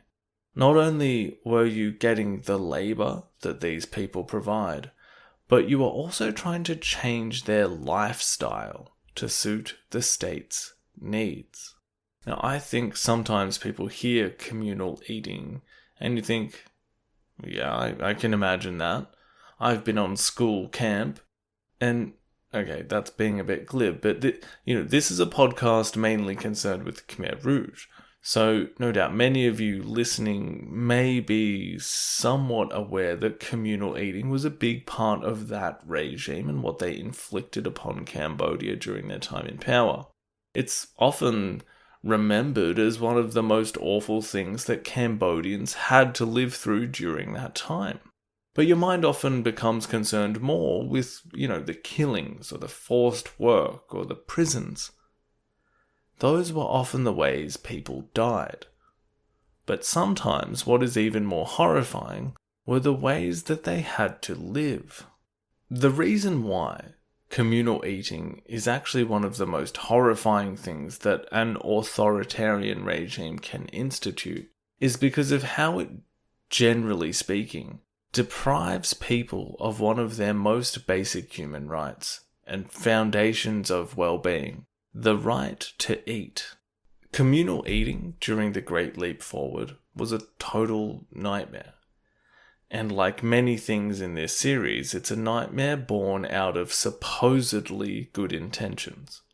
In August of 1958, Mao had said that communism would start with something like communal eating. Something like, hey, free food, that's communism. Whereas in reality, local cadres were entrusted with allocating increasingly scarce food supplies, and they suddenly acquired powers of life and death over the population that they controlled. When the bubble of unreality pops, when all those ludicrous figures about production and harvest turn out to be false, when mismanagement of the grain that was grown becomes a problem, when targets for export remain high despite lack of available resources for the population, when the mirage of Utopia transforms into a wasteland, well, the ladle that cadre holds in the canteen doesn't simply become an instrument that turns out some gruel onto a plate. No, it becomes a weapon of the state. By the end of 1958, seemingly all of the policies enacted which were part of the Great Leap become critical failures. The war on nature, including the sparrowcide we talked about earlier, led to huge numbers of insects descending on the crops remaining. Insecticides had been squandered in the early attempts to wipe out pests across the board, and they were missing when they were needed most in the wake of the natural predators of these insects being close to extinct. The deforestation caused by the Steel Campaign led to soil erosion and water loss. The enormous water irrigation schemes further disturbed the ecological balance, worsening the impact of inundating rains as well as droughts, which in turn created the conditions that led to swarms of locusts. All of the mistakes made in the Great Leap Forward so far are akin to someone thinking they could jump over a canyon and ignore that they were falling far short of the other side until they were just a few feet above the jagged rocks at the bottom. And how does the leadership respond to the growing consensus that is coming from the ground? Well, in a sadly predictable way. They blame so-called bad elements, sabotage by counter-revolutionaries, reactionaries. This is failures of leadership on local levels. Bandits. In fact, as malnutrition and starvation began to break out on quite widespread levels, few of those in high leadership positions would have the courage to actually speak out about what was going on to Mao, even though the great leader himself was being sent hundreds of letters from around the country from people who were suffering deeply.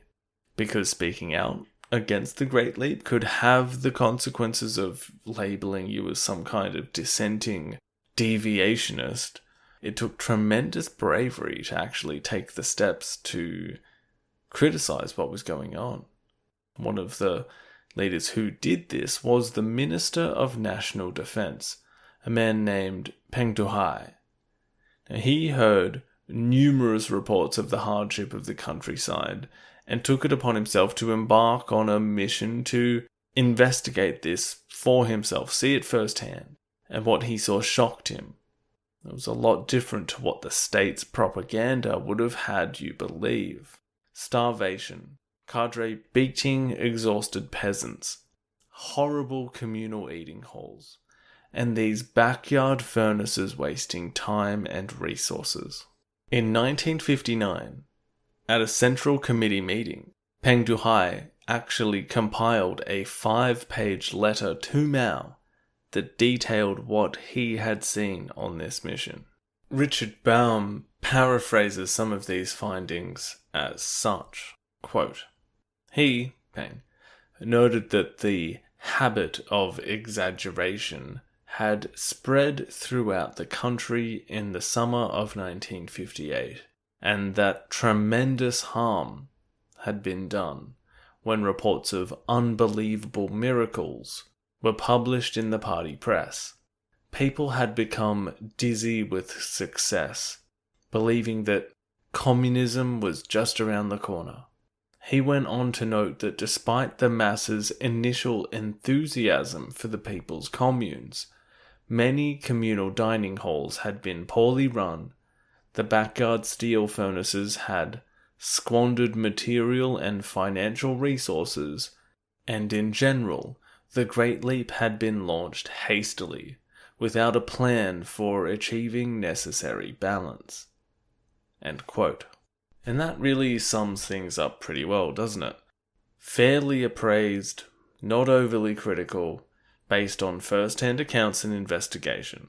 The kind of report that a government which was first and foremost concerned with the well-being of its people would certainly welcome, as they sought to correct any missteps or failures that they might have created in their policies.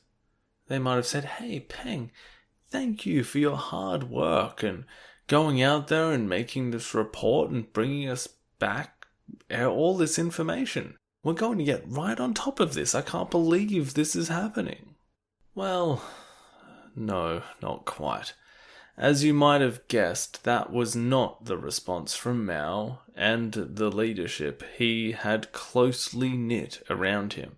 I almost want to go off on a bit of a tangent here about Mao himself, about the person and the idea of, great man theory of history, where you see historical events and outcomes less in terms of complicated intermingling of cultures, circumstances, economics, political developments, environmental developments, and, more just the personalities of kings and queens and those in positions of power. It's a fairly old school way of looking at things, and perhaps seen as a little passé in modern historical literature. Fair enough. It is a little narrow in its focus, but it's not to say that, especially in circumstances where someone has risen to a kind of leadership position where their will and their dictates are more or less absolute, that some element of their personality, or something along those lines, would have some degree of influence. I believe it was in the last episode, actually, we spoke about Salot Tsar's former mentor, Keng Van Sa, and he had this idea that because of the sexual frustration that Tsar had felt in his late 20s, well, this somehow spurred him on to radical politics and then on to more extreme policies enacted by the Khmer Rouge. And that, for me, as I said in that episode, is a version of that slightly unappealing armchair psychology mixed with great man theory of history in a way that goes a little too far. It's a little simplistic. That being said, we have spent many hours in this series discussing the context of Salot Tsar's life. It's not like it's irrelevant. The influence of his worldview and his journey into being a revolutionary does have a place in the story. But I've tried to balance that with explanations of Cambodia's history and the context in which he grew up and having the influence on him in the first place. I don't know, we're getting into chicken and egg territory here, but my long and meandering point here is that in certain circumstances, it's warranted to look at the personalities of people in charge when looking for some measure of cause and effect in a given historical scenario. Not all the time, but sometimes. And this is kind of a case in point with Mao. I haven't really wanted to steer too far down this track for a number of reasons, but Mao is, he is a distinct personality. We've seen him wave his hand at figures of thousands of people being expected to die in irrigation projects. But, that pales in comparison to, he once famously spoke of a nuclear holocaust in terms that shocked other world leaders, saying that, hey, I'm not afraid of nuclear war. There are 2.7 billion people in the world. Doesn't matter if some are killed. China has a population of 600 million. Even if half of them are killed, there are still 300 million people left. It's pretty wild stuff. He was famously crude in some of his dealings. You know, the one that has stuck in my mind ever since reading it a couple of years ago. I'm not going to use the word that he did. Well, it was in relation to it was essentially a kind of harem of young women he engaged with regularly, and Mao, from a rural area, was somewhat rustic in some of his language as well as some of his habits of personal hygiene. And he once told his personal physician, "I wash myself in the bodies of my women." He also knowingly infected them with venereal diseases. And this was from the mouth of a leader of a regime who some will point to as positively feminist, in terms of his famous proclamation that women can hold up half the sky. But I digress. I mean, the point I'm trying to make, and one that is illustrated by that nauseating phrase that he used, even in its censored form, by the way, is that Mao is quite distinct. He's a distinct person. What he thinks matters. How he personally reacts matters. The Great Leap Forward was very much his vision. And Peng Dehuai had challenged his vision. And what would Mao's reaction be? And what example would that set? Before I went down that path of discussing Mao, we're talking about this Central Committee meeting taking place in this famously picturesque mountain resort in Lushan, Jiangxi province. And Mao had been handed this letter, ostensibly just for him, by his opinionated defense minister. I mean, it's not like this was a visceral teardown of the Great Leap either. It starts with, a lot of groveling, far be it from me to question your intellect, Chairman Mao, kind of stuff. But it does point out a couple of flaws. Now, regardless, it's not what Mao wants to hear. Firstly, he circulates the letter that Peng had given him to everyone else at the conference. In a way, you can imagine something along the lines of, "Hey, read this. What do you think? Do you agree with what's in this letter?"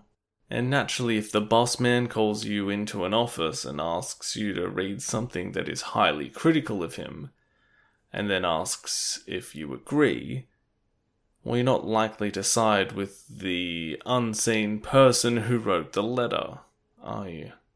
In a way, Mao was actually setting up his defense before going on the attack. Once he's done so, he calls a full session of everyone in attendance at the conference, not only to address his detractor, but also to ensure that there aren't any little pockets of resistance that might be able to form in the shadows. I'm not sure why, but I always imagine this scene occurring at a rather large dinner table. I don't think it did, but feel free to imagine it like that along with me as I explain the scene. Once everyone is seated, in something akin to a mafia movie, Mao kind of generally threatens those present in a speech, but it is clear whom the message is directed to. It's this rambling speech that eventually boils down to this: "Are you with me or against me? Just see what happens if you dare to go against the Great Leap at this crucial time."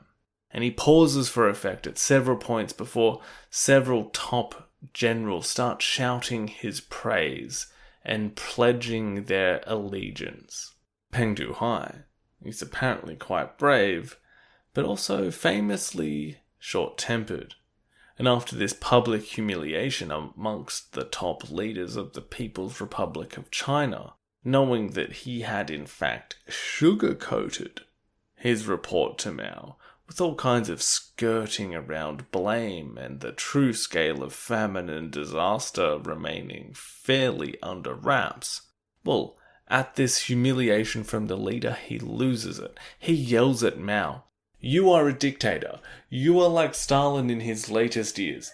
And then it becomes a full-on scene from one of those reality TV shows with people shouting across the table at one another. Zhou Enlai chimes in to support the chairman and tear down his detractor by saying, "No, you have adopted a rightist opportunist stance. The target of your letter was our party's general political line." And Mao reinforces this. He says, "You wanted to bring about the disintegration of the party.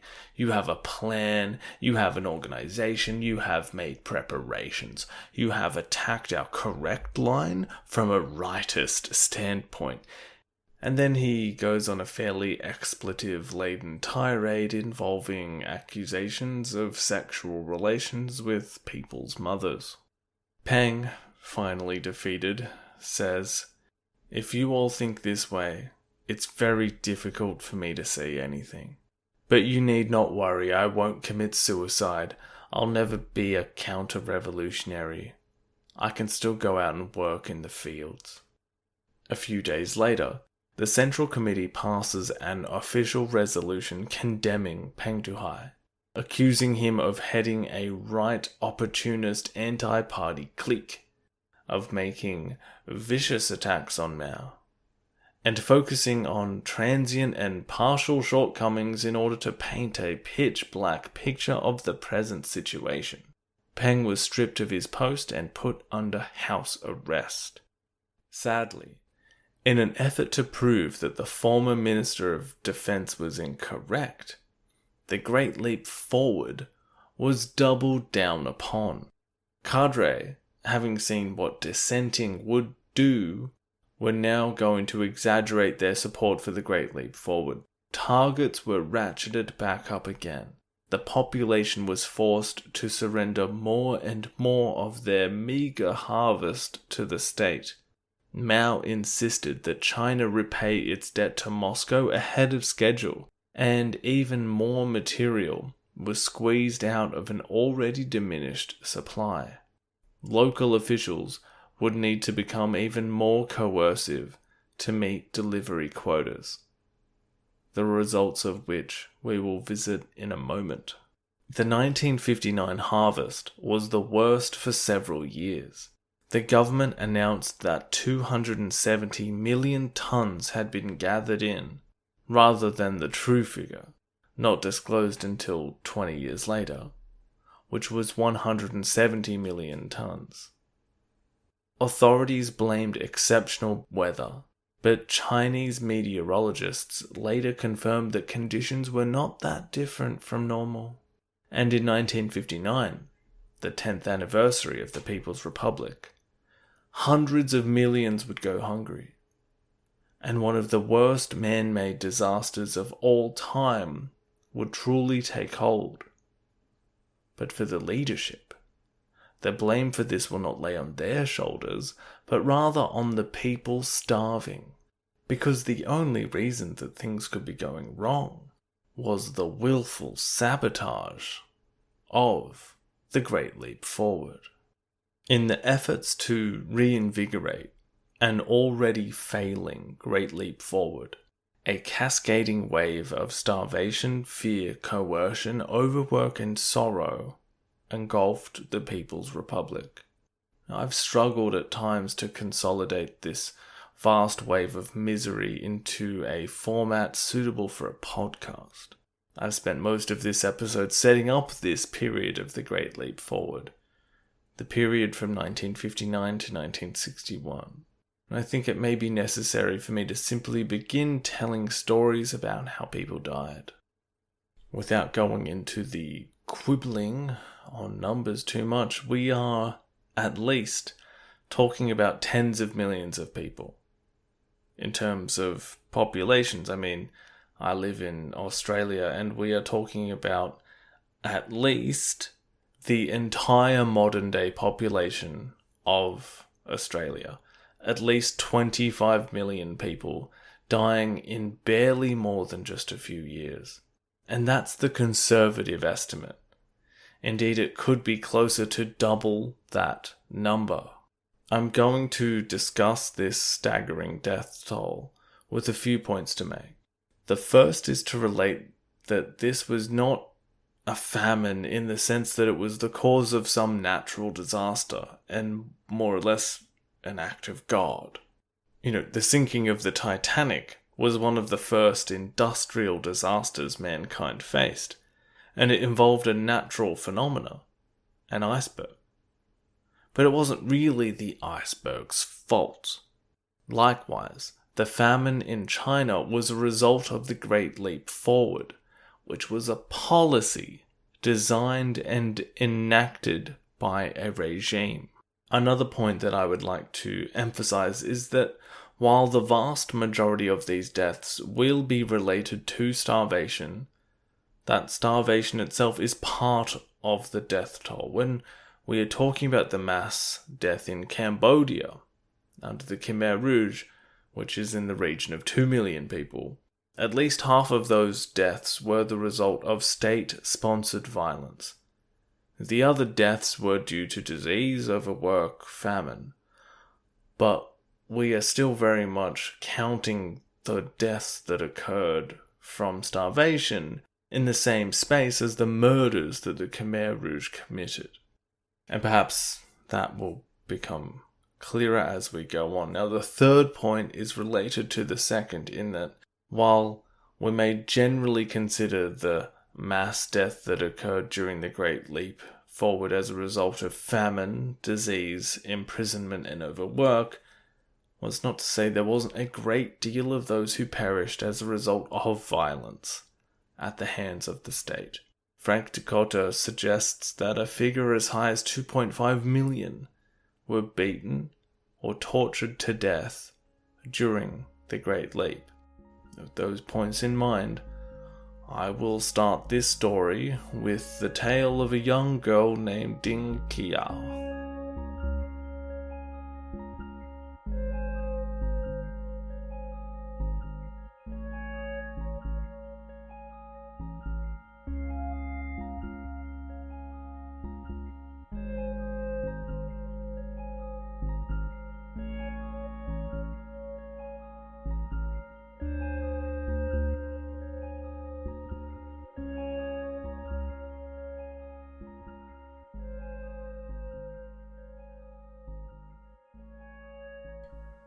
As I outlined before, the advent of collectivization, the people's communes, and communal eating, while intended to be this wonderful, benevolent, and communist thing, really became quite a horrible subversion of human rights in reality.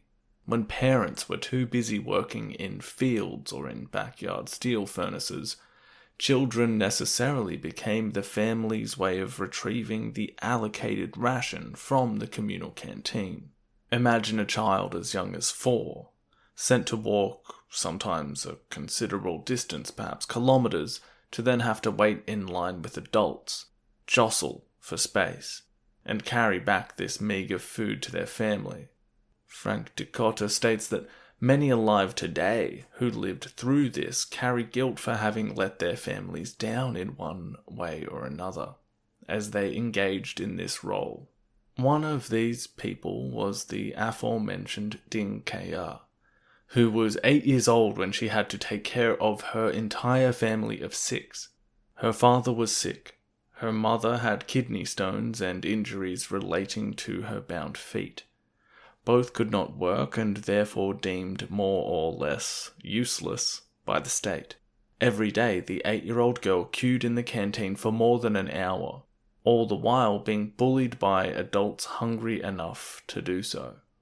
She recalled that one day, after being handed the one bowl of watery porridge that her family depended on, there'd been a lot of rain recently and the poor girl slipped on her way home and spilt the bowl on the ground. She remembered crying until she realized she had to scrape whatever she could into the bowl for her family waiting for this minuscule but essential amount of nourishment. She remembered how angry her family were at her, blaming her for wasting this ration. But in the end, they ate it anyway. Slowly, because it was full of sand.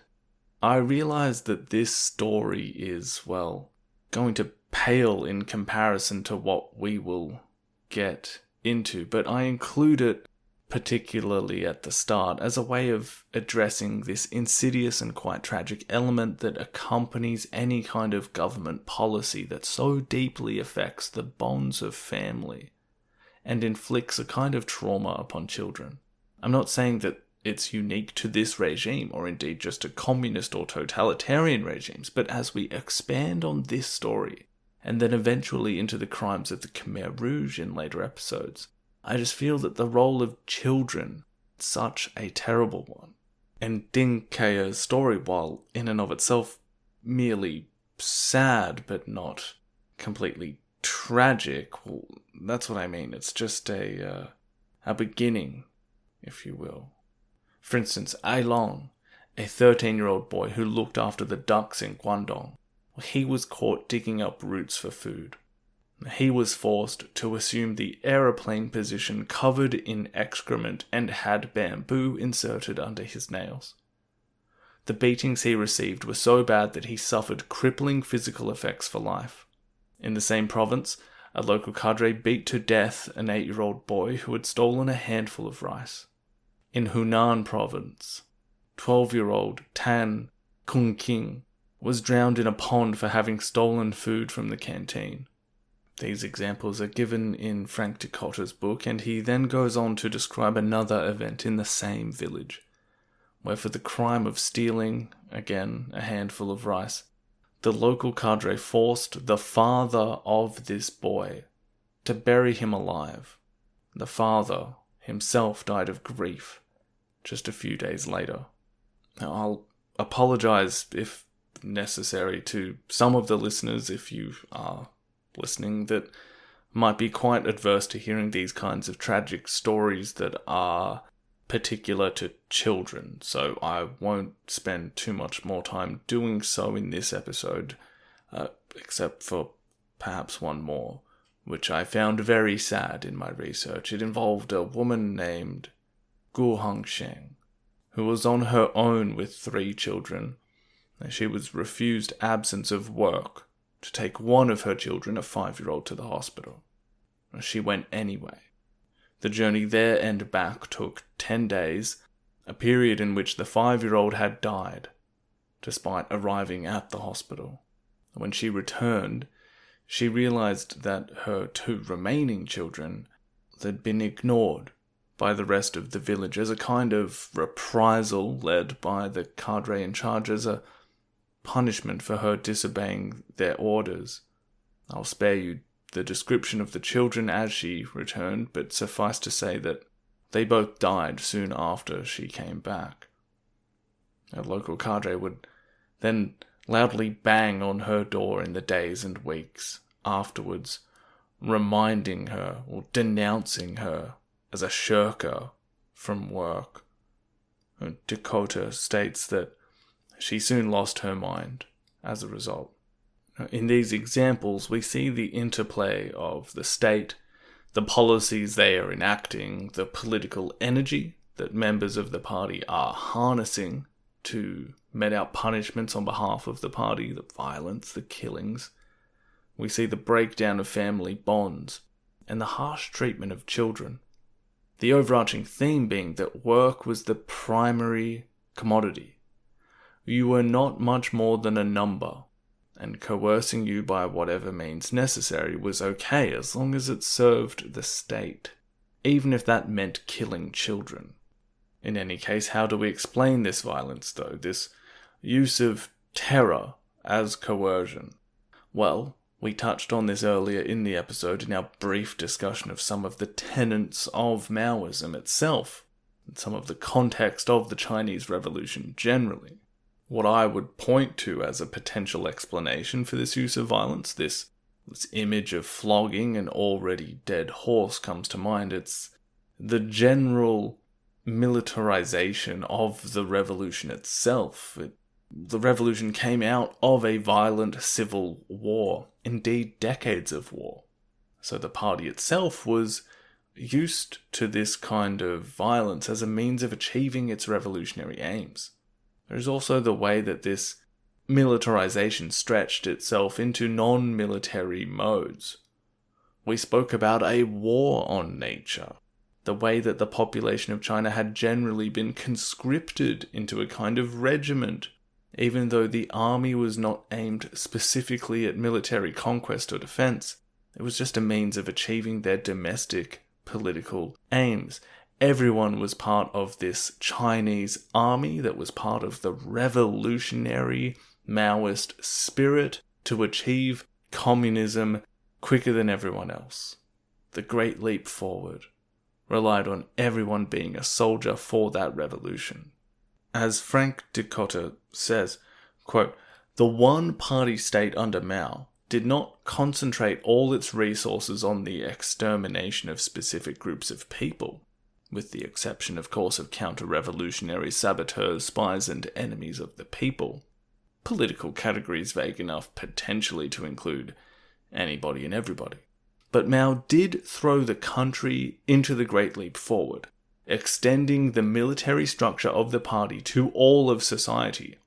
Everyone a soldier, Mao had proclaimed at the height of the campaign, brushing aside such bourgeois niceties as a salary, a day off each week, or a prescribed limit on the amount of labour a worker should carry out."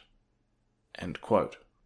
There is a certain, necessary, I guess, callousness and calculative thinking that goes into militarism, generally speaking, right? Like, a war can only be won through a given amount of human sacrifice to achieve victory in battle. In the same way, the regime may have considered their continual revolution and path to communism as having a necessary amount of human casualty. So we can perhaps point to this as one factor that explains the perhaps 8% of the entire death toll during the Great Leap Forward, not just being the result of the policies generally, like overwork, famine, and starvation, the things that resulted from this planning, but also this quite large amount of state-sponsored violence which accompanied all of that. And this is something that, is pointed to by historians, and historians of genocide in particular, where you'll see the context of conflict and war breeding the circumstances for mass death and genocide.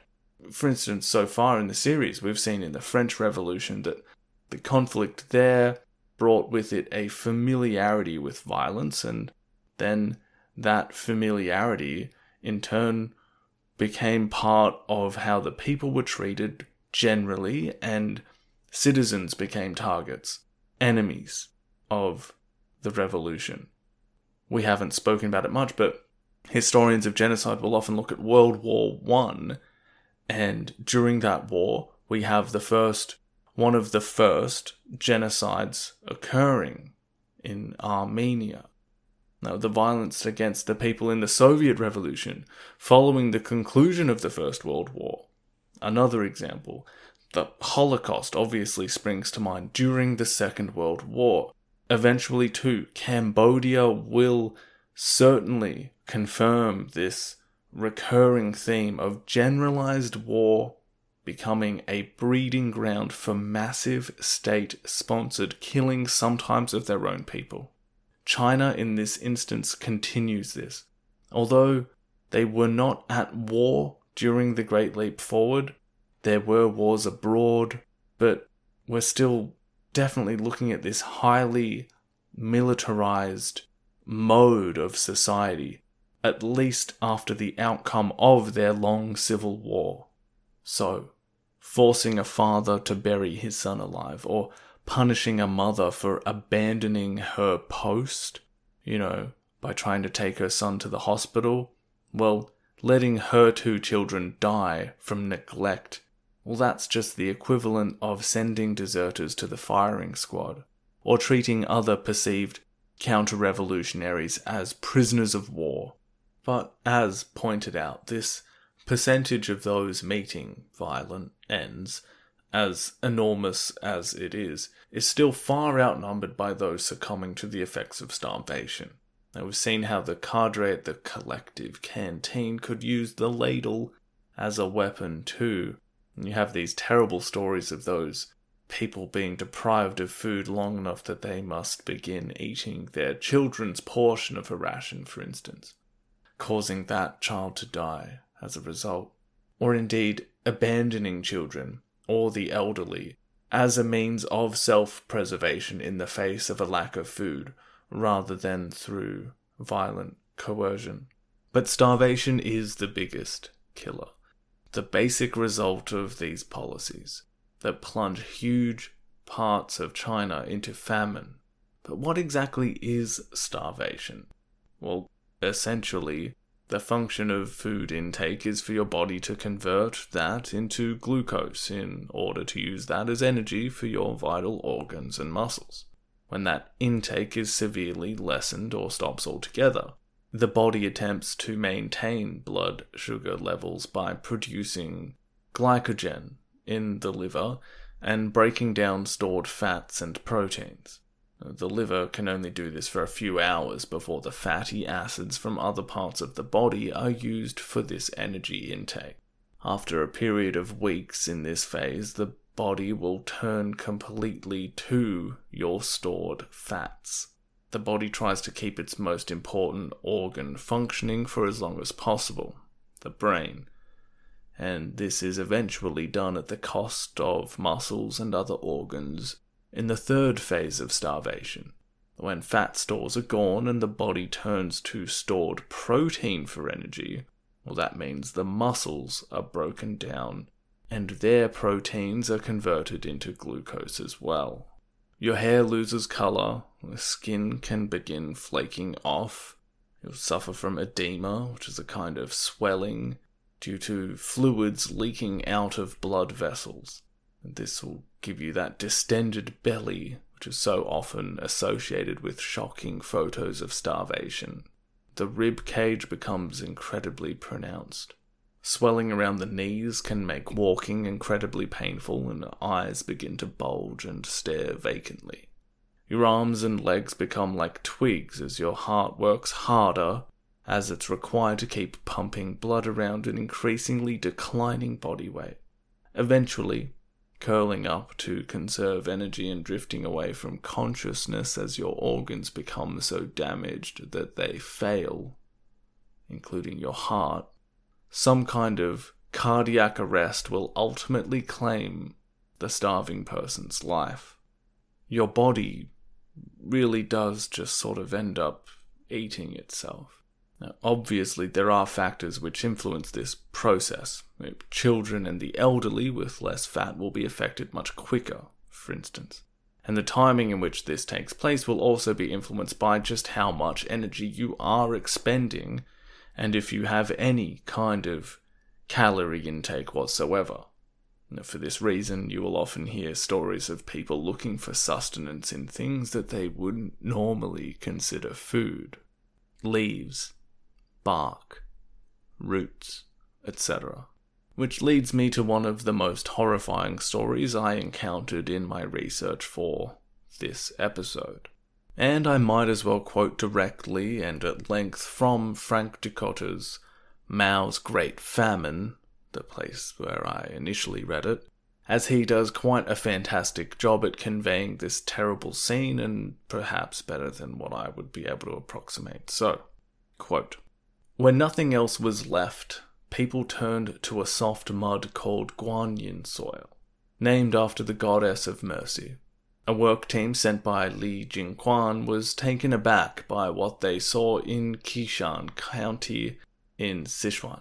It was a vision of hell, as serried ranks of ghost leaf villagers queued up in front of deep pits, their shriveled bodies pouring with sweat under the glare of the sun, waiting for their turn to scramble down the hole and carve out a few handfuls of the porcelain white mud. Children, their ribs starting through the skin, fainted from exhaustion, their grimy bodies looking like mud sculptures shadowing the earth. Old women in ragged clothes burned paper charms and bowed, hands folded, mumbling strange incantations. 250,000 kilos were dug out by more than 10,000 people. In one village alone, 214 families out of a total of 262 had eaten mud, several kilos per person. Some of the villagers filled their mouths with mud as they were digging in the pit, but most of them added water and kneaded the soil after mixing it with chaff and weeds, baking mud cakes that were filling, even if they offered little sustenance. Once eaten, the soil acted like cement, drying out the stomach and absorbing all the moisture inside the intestinal tract. Defecation became impossible. In every village, several people died a painful death, their colons blocked up with soil. All over China, from Sichuan, Gansu, Anhui to Henan, people tormented by ravening hunger turned to mud. End quote. So with decisions such as these to begin eating soil, you can imagine every other logical food being consumed before that. Diseased animals, rats, insects, bark, leaves. You can imagine the sheer amount of people dying, as well as the emaciated people who were too weak to be able to give them much more than shallow burials, if that. As I alluded to in the very first introduction to this episode, some people also began eating human flesh. Dakota suggests that this may have occurred as early as 1958, when this all began. And it became a practice that appeared in every region that became decimated by starvation. Generally speaking, it was more common to engage in necrophagy, that is, the eating of dead people, rather than the more general kind of cannibalism where people were killing people or children for the purpose of eating them, although that certainly did occur as well.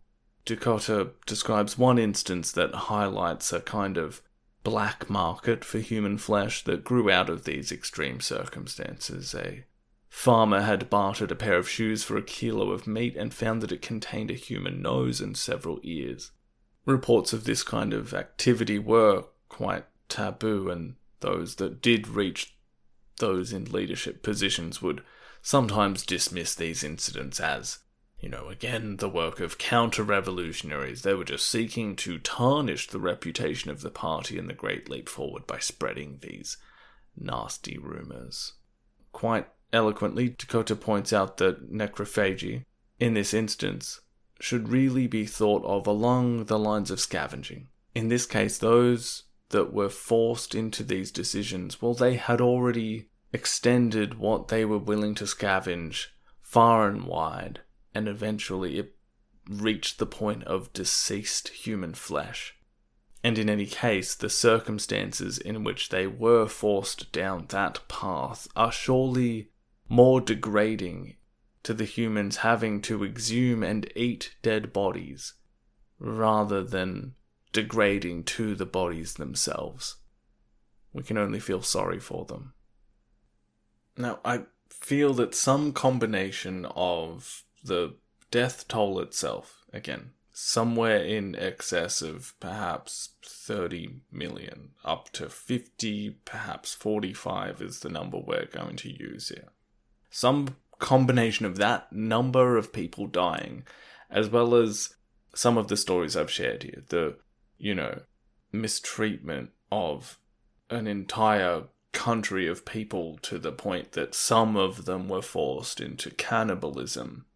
I'm describing some truly awful things that occurred during the Great Leap famine, but there's much more that could have been said, obviously, considering the sheer amount of people who died over the 3 to 4 years in which this occurred. We didn't talk about things like disease, industrial accidents, poor treatment of women who were forced into roles that did not provide for their safety in particular, the disintegration of family, effects of pollution, the terrible toll on the natural spaces, on animals. Not that it is within the remit of this podcast to provide a full explanation of the Great Leap and everything that happened in it, but even the full picture for whomever would like to retell it, well, that may never be a fully realized thing. Historians must make do with the information that has become available, and much of it still remains under wrap, deep in party archives. But if we were to wrap up the Great Leap itself, well, as I lead into how it does end up winding down, I think it may be useful to just generally talk about what it was. How it was an endeavour so fundamentally rooted in the promise of communism, indeed the promise of Utopia, that through this political energy a whole people could stand up and propel themselves to the end of history. Whatever the cost may be, the individual became little more than livestock in this planned economy, a resource to be used like any other resource. And in a system where reality was intentionally avoided in favour of promoting a sense of progress even in the face of disaster. The system set up by the Chinese Communist Party leadership, and Mao in particular, for the way he had manipulated that leadership to the point of being a supreme leader, well, it was just a terrible, terrible failure. As I've said multiple times throughout this very long episode, it was perhaps the worst human disaster of the 20th century and potentially ranking quite high in all of human history. The fact that the Great Leap continued in the face of someone like Peng Dehuai's criticism at Lushan in 1959, that is where we can really be quite skeptical of any attempt to obfuscate the leadership's role in the famine. They cannot hide behind the excuse that they had been lied to by their subordinates. They either willfully ignored the signs or were culpable in regards to their setting up a system that could be so easily subverted through lies in the first place. Or in fact, a system that made their subordinates feel that they had to lie in order to survive. And this, in the end, rests on Mao's shoulders. But before I get to how it ended in early 1962, for those of you familiar with the story of the Khmer Rouge that this podcast aims to fully explain, even though we've spent 3 hours in China, forgive me, how much of this sounded similar? Massive collectivization, huge labour and agricultural projects, overwork, famine, killings, the disintegration of the family unit, even the disuse of money in many places. Well, I've come to think of the Great Leap Forward as a kind of program that a revolutionary country might try and run. That program might run differently on different kinds of operating systems, if you follow the analogy. But it's no coincidence that the most often heard slogan throughout the Khmer Rouge era was, "With the Angkar, we shall make a great leap forward, a prodigious great leap forward." The Khmer Rouge may not have been aware of just how badly the Great Leap Forward had failed. The Chinese Communist Party will not have admitted this in the time before the Khmer Rouge came to power, but in the words of the historian Henri Lachlan, in the eyes of the Khmer revolutionaries, any failure that the Great Leap might have had was not so much to do with the program itself, but rather because the Chinese followers of Mao hadn't had the conviction to carry their radical views to the true logical end. Nor did they show the firmness in repressing all possible elements that might have got in their way. Basically, the Khmer Rouge thought that the Great Leap Forward hadn't gone far enough. But we will get to their part of the story in due course, my dear listener. Thus far we have discussed the circumstances around the coming to power of the Chinese Communist Party, their initial attempts at socialist transformation, based principally off of the Soviet model, something I can't help but relate to the idea of the recipe for some kind of complicated main course, like we did in a previous episode. It's like, oh, how are we going to make this dish? Well, we'll get that particular recipe book off of the shelf. It was, imagine it titled something like Implementing a Marxist-Leninist Society by the Soviet Union of Socialist Republics, 3rd edition. And Mao, in particular, thought, cool, great recipe book, but you know what? I reckon we could make some adjustments here and there as well. Make some notes around the side, maybe add a little bit more of this, maybe change this one and put this one in the oven a bit longer. Then about halfway through assembling all of the ingredients and getting all the things in the oven, he thought, you know what, actually screw that recipe. Let's make our own. And it'll be done in half the time. And it'll make 12 times the amount. Anyway, initial signs were good that this great leap might work. Except that most of those good signs were either based on extremely short-term gains or were outright lies. Expectations rose so high that even when people started starving as a result, that was just blamed on people not trying hard enough. Let's raise the target some more. There were disastrous efforts to make more steel than Britain. Wars on nature that break the balance of ecosystems that further exacerbate the problems of the campaign. And utter delusional thinking from those at the helm of this regime that everything is actually going pretty well, and that anyone who says otherwise is some kind of deviationist from the cause, a heretic of sorts. So how does it all come to an end? Well, it is in 1960 that a kind of breaking point is reached. A report, actually a series of reports after one or another gets suppressed by various levels of the regime, afraid of what might happen if it did come to light. Eventually comes to light. They detail the simply egregious death toll of a city in Hainan province called Xinjiang. Initially coming out in the minutes of a Central Committee Internal Affairs Department meeting, that said that somewhere between 200,000 and 300,000 people had died in this city. Another report comes out that there was 400,000 deaths. And then another, which said 600,000. This is at a time when tens of millions were starving across the nation, and certain state granaries that were bulging were remaining closed. Mao and his associates were well aware of the suffering for months and did nothing. But the Xinjiang incident finally broke through this bubble of unreality and prompted a retreat and change of policy across the board. Mao himself quickly places himself on the side of the victims, saying that, in 1/3 of the country the situation's bad. Scoundrels have taken power, people are getting beaten to death, food production has dropped, and people are starving. He's sort of placing the blame on lower levels of the system and pleading ignorance, and also, like I said, putting himself in the position of the people saying, look, it's been terrible for us. It's gone bad. Why hasn't anyone done anything? In January of 1961, the Central Committee approves adjustment, consolidation, replenishment, and enhancement. These are the words they used in the meeting.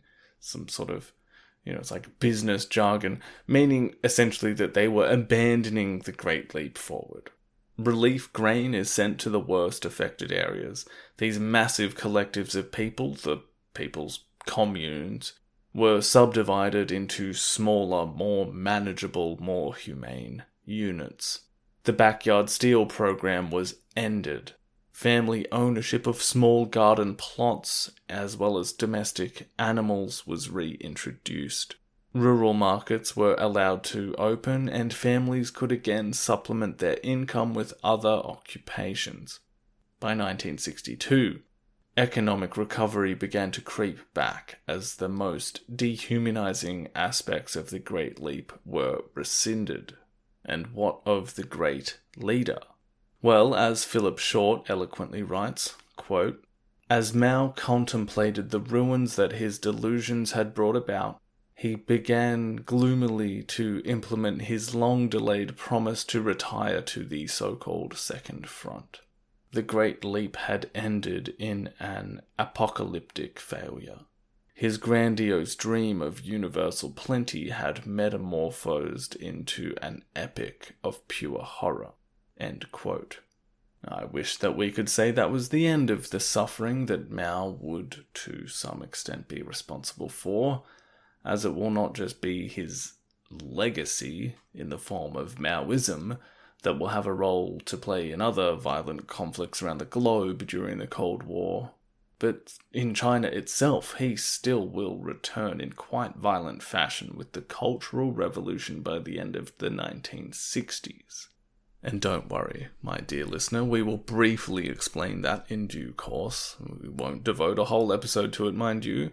I hope that we may be done completely jumping away from the Cambodian story for, well, potentially the rest of the series. We'll see how we go, but there's a chance that we could spend some significant time on US foreign policy as well, and, the developments of the Vietnam War, but, remember, this is all part of that historical hurricane, folks.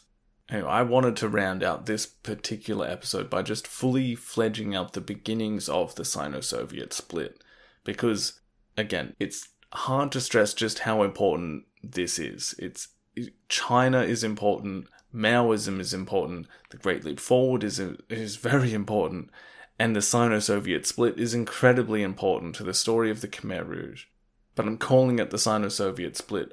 It should be referred to perhaps more as a rift at this point. It's not quite this, massive chasm between the two, where it's basically all-out conflict. By this time, just after the Great Leap Forward ends in 1962, it's very cool between the Russians and the Chinese. Like I said, things are going to get much worse between the two communist superpowers by the end of the 1960s, but the seeds are well and truly sown now.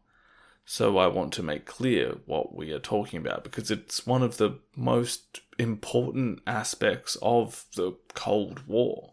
Earlier in the episode, I mentioned how the relationship between Stalin and the Chinese communists wasn't great. In fact, the Man of Steel had once remarked to a US diplomat during the Second World War, when they were still in contact, that the CCP were margarine. They were spurious. We talked about the personality clashes between Stalin and Mao, political and military strain on the relationship, and while Mao did take the opportunity to criticize Stalin in the wake of Khrushchev's secret speech, you'll remember he was careful to only criticize him in relation to mistakes he felt the former Soviet leader had made in relation to China. As Julia Lovell writes in her book about Maoism, quote, "But Mao was addicted to other aspects of the Stalinist project. For obvious reasons, he wanted to defend the need for personality cult. Following on from his formative readings of Stalin's Brief Course in the 1930s, he also retained a deep attachment for the tenets of revolutionary Stalinism of the 1920s.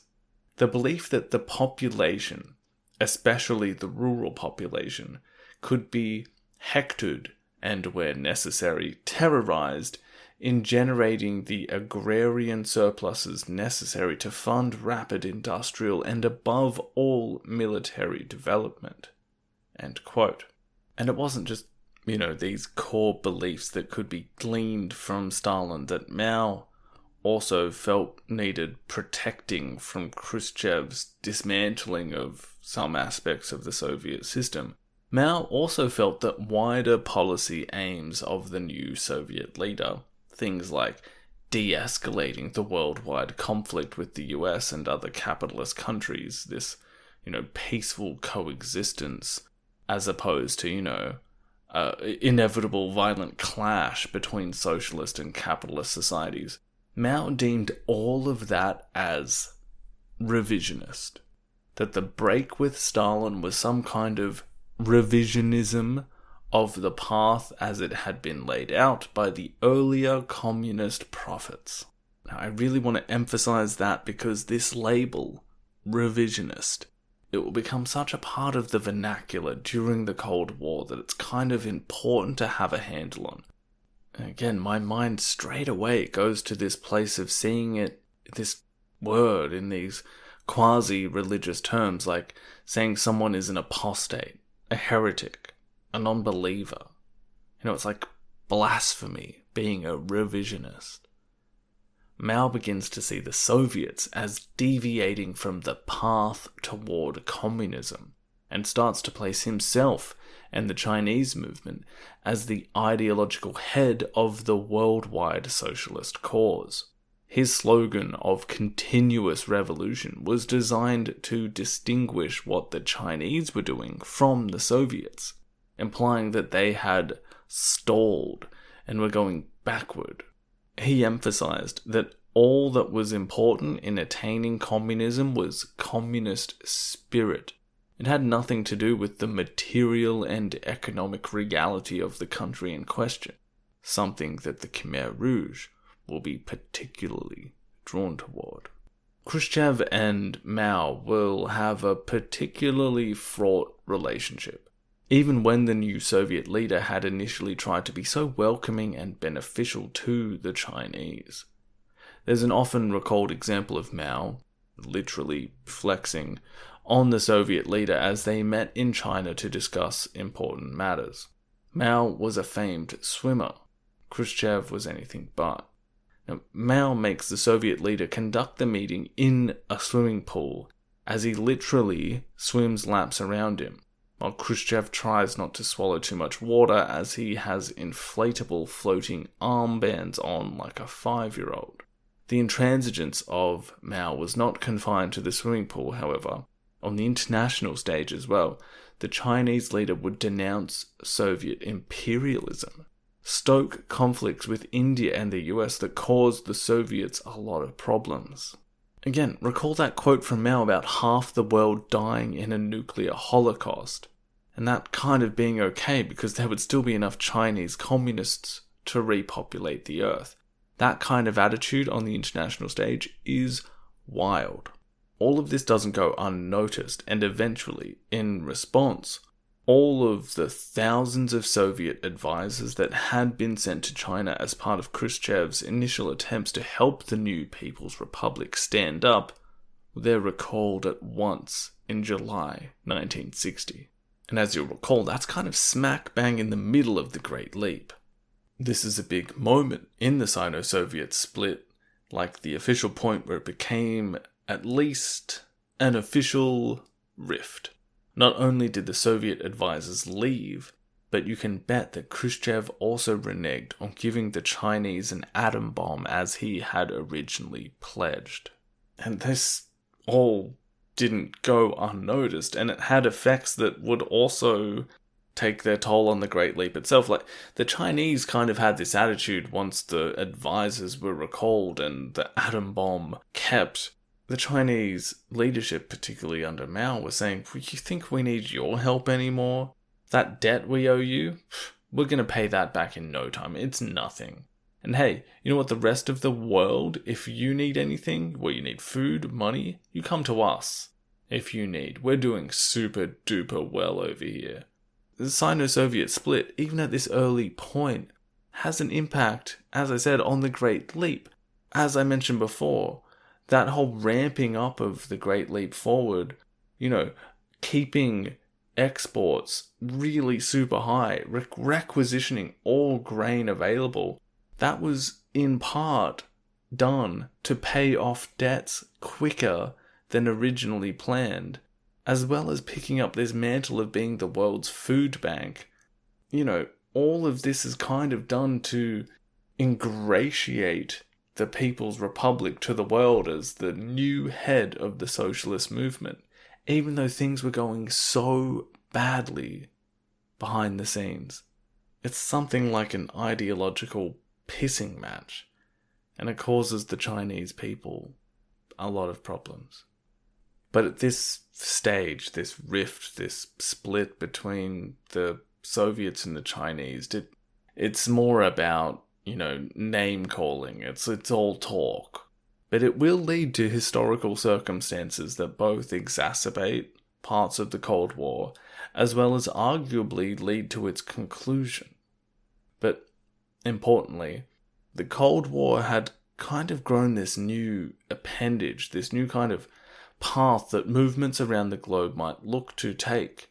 Before it was, it was a split between capitalist or communist. Now it's capitalist or Soviet communist or Chinese communist. And whether foreign policy advisors and war planners in the US are able to see that split will also become quite important. And we've also now got Maoism itself. This will be an extremely important export of the Chinese during the Cold War. They want to take the position as leaders of the communist world, and they will offer the kind of ideology that leads to something like the Great Leap Forward to all that will take it, while hiding from those same people, and largely from themselves, the terrible consequences of that attempted leap into communism. In 1965, Minister of Defense Lin Biao actively encouraged the global export of Maoist revolution in his puff piece, "Long live the victory of the People's War." I'll quote from it here. "Mao Zedong's thought is a common asset of the revolutionary people of the whole world. This is the great international significance of the thought of Mao Zedong. Hold aloft the just banner of people's war. Victory will certainly go to the people of the world." End quote. I feel like there will not be another part of the world that sees this interplay between ideological factionalism, East versus West, nationalism versus imperialism, nationalism versus nationalism, than in Indochina after the Second World War. In the next episode, we will see all of these elements of the historical hurricane once again pick up speed as the region begins to descend back into armed struggle, with those international and domestic players all seeking to stake a claim on what will become one of the most infamous proxy wars of the Cold War. A war which Cambodia, apparently thriving on the surface but with an undercurrent of dissatisfaction and a revolutionary movement of its own, will soon be dragged into.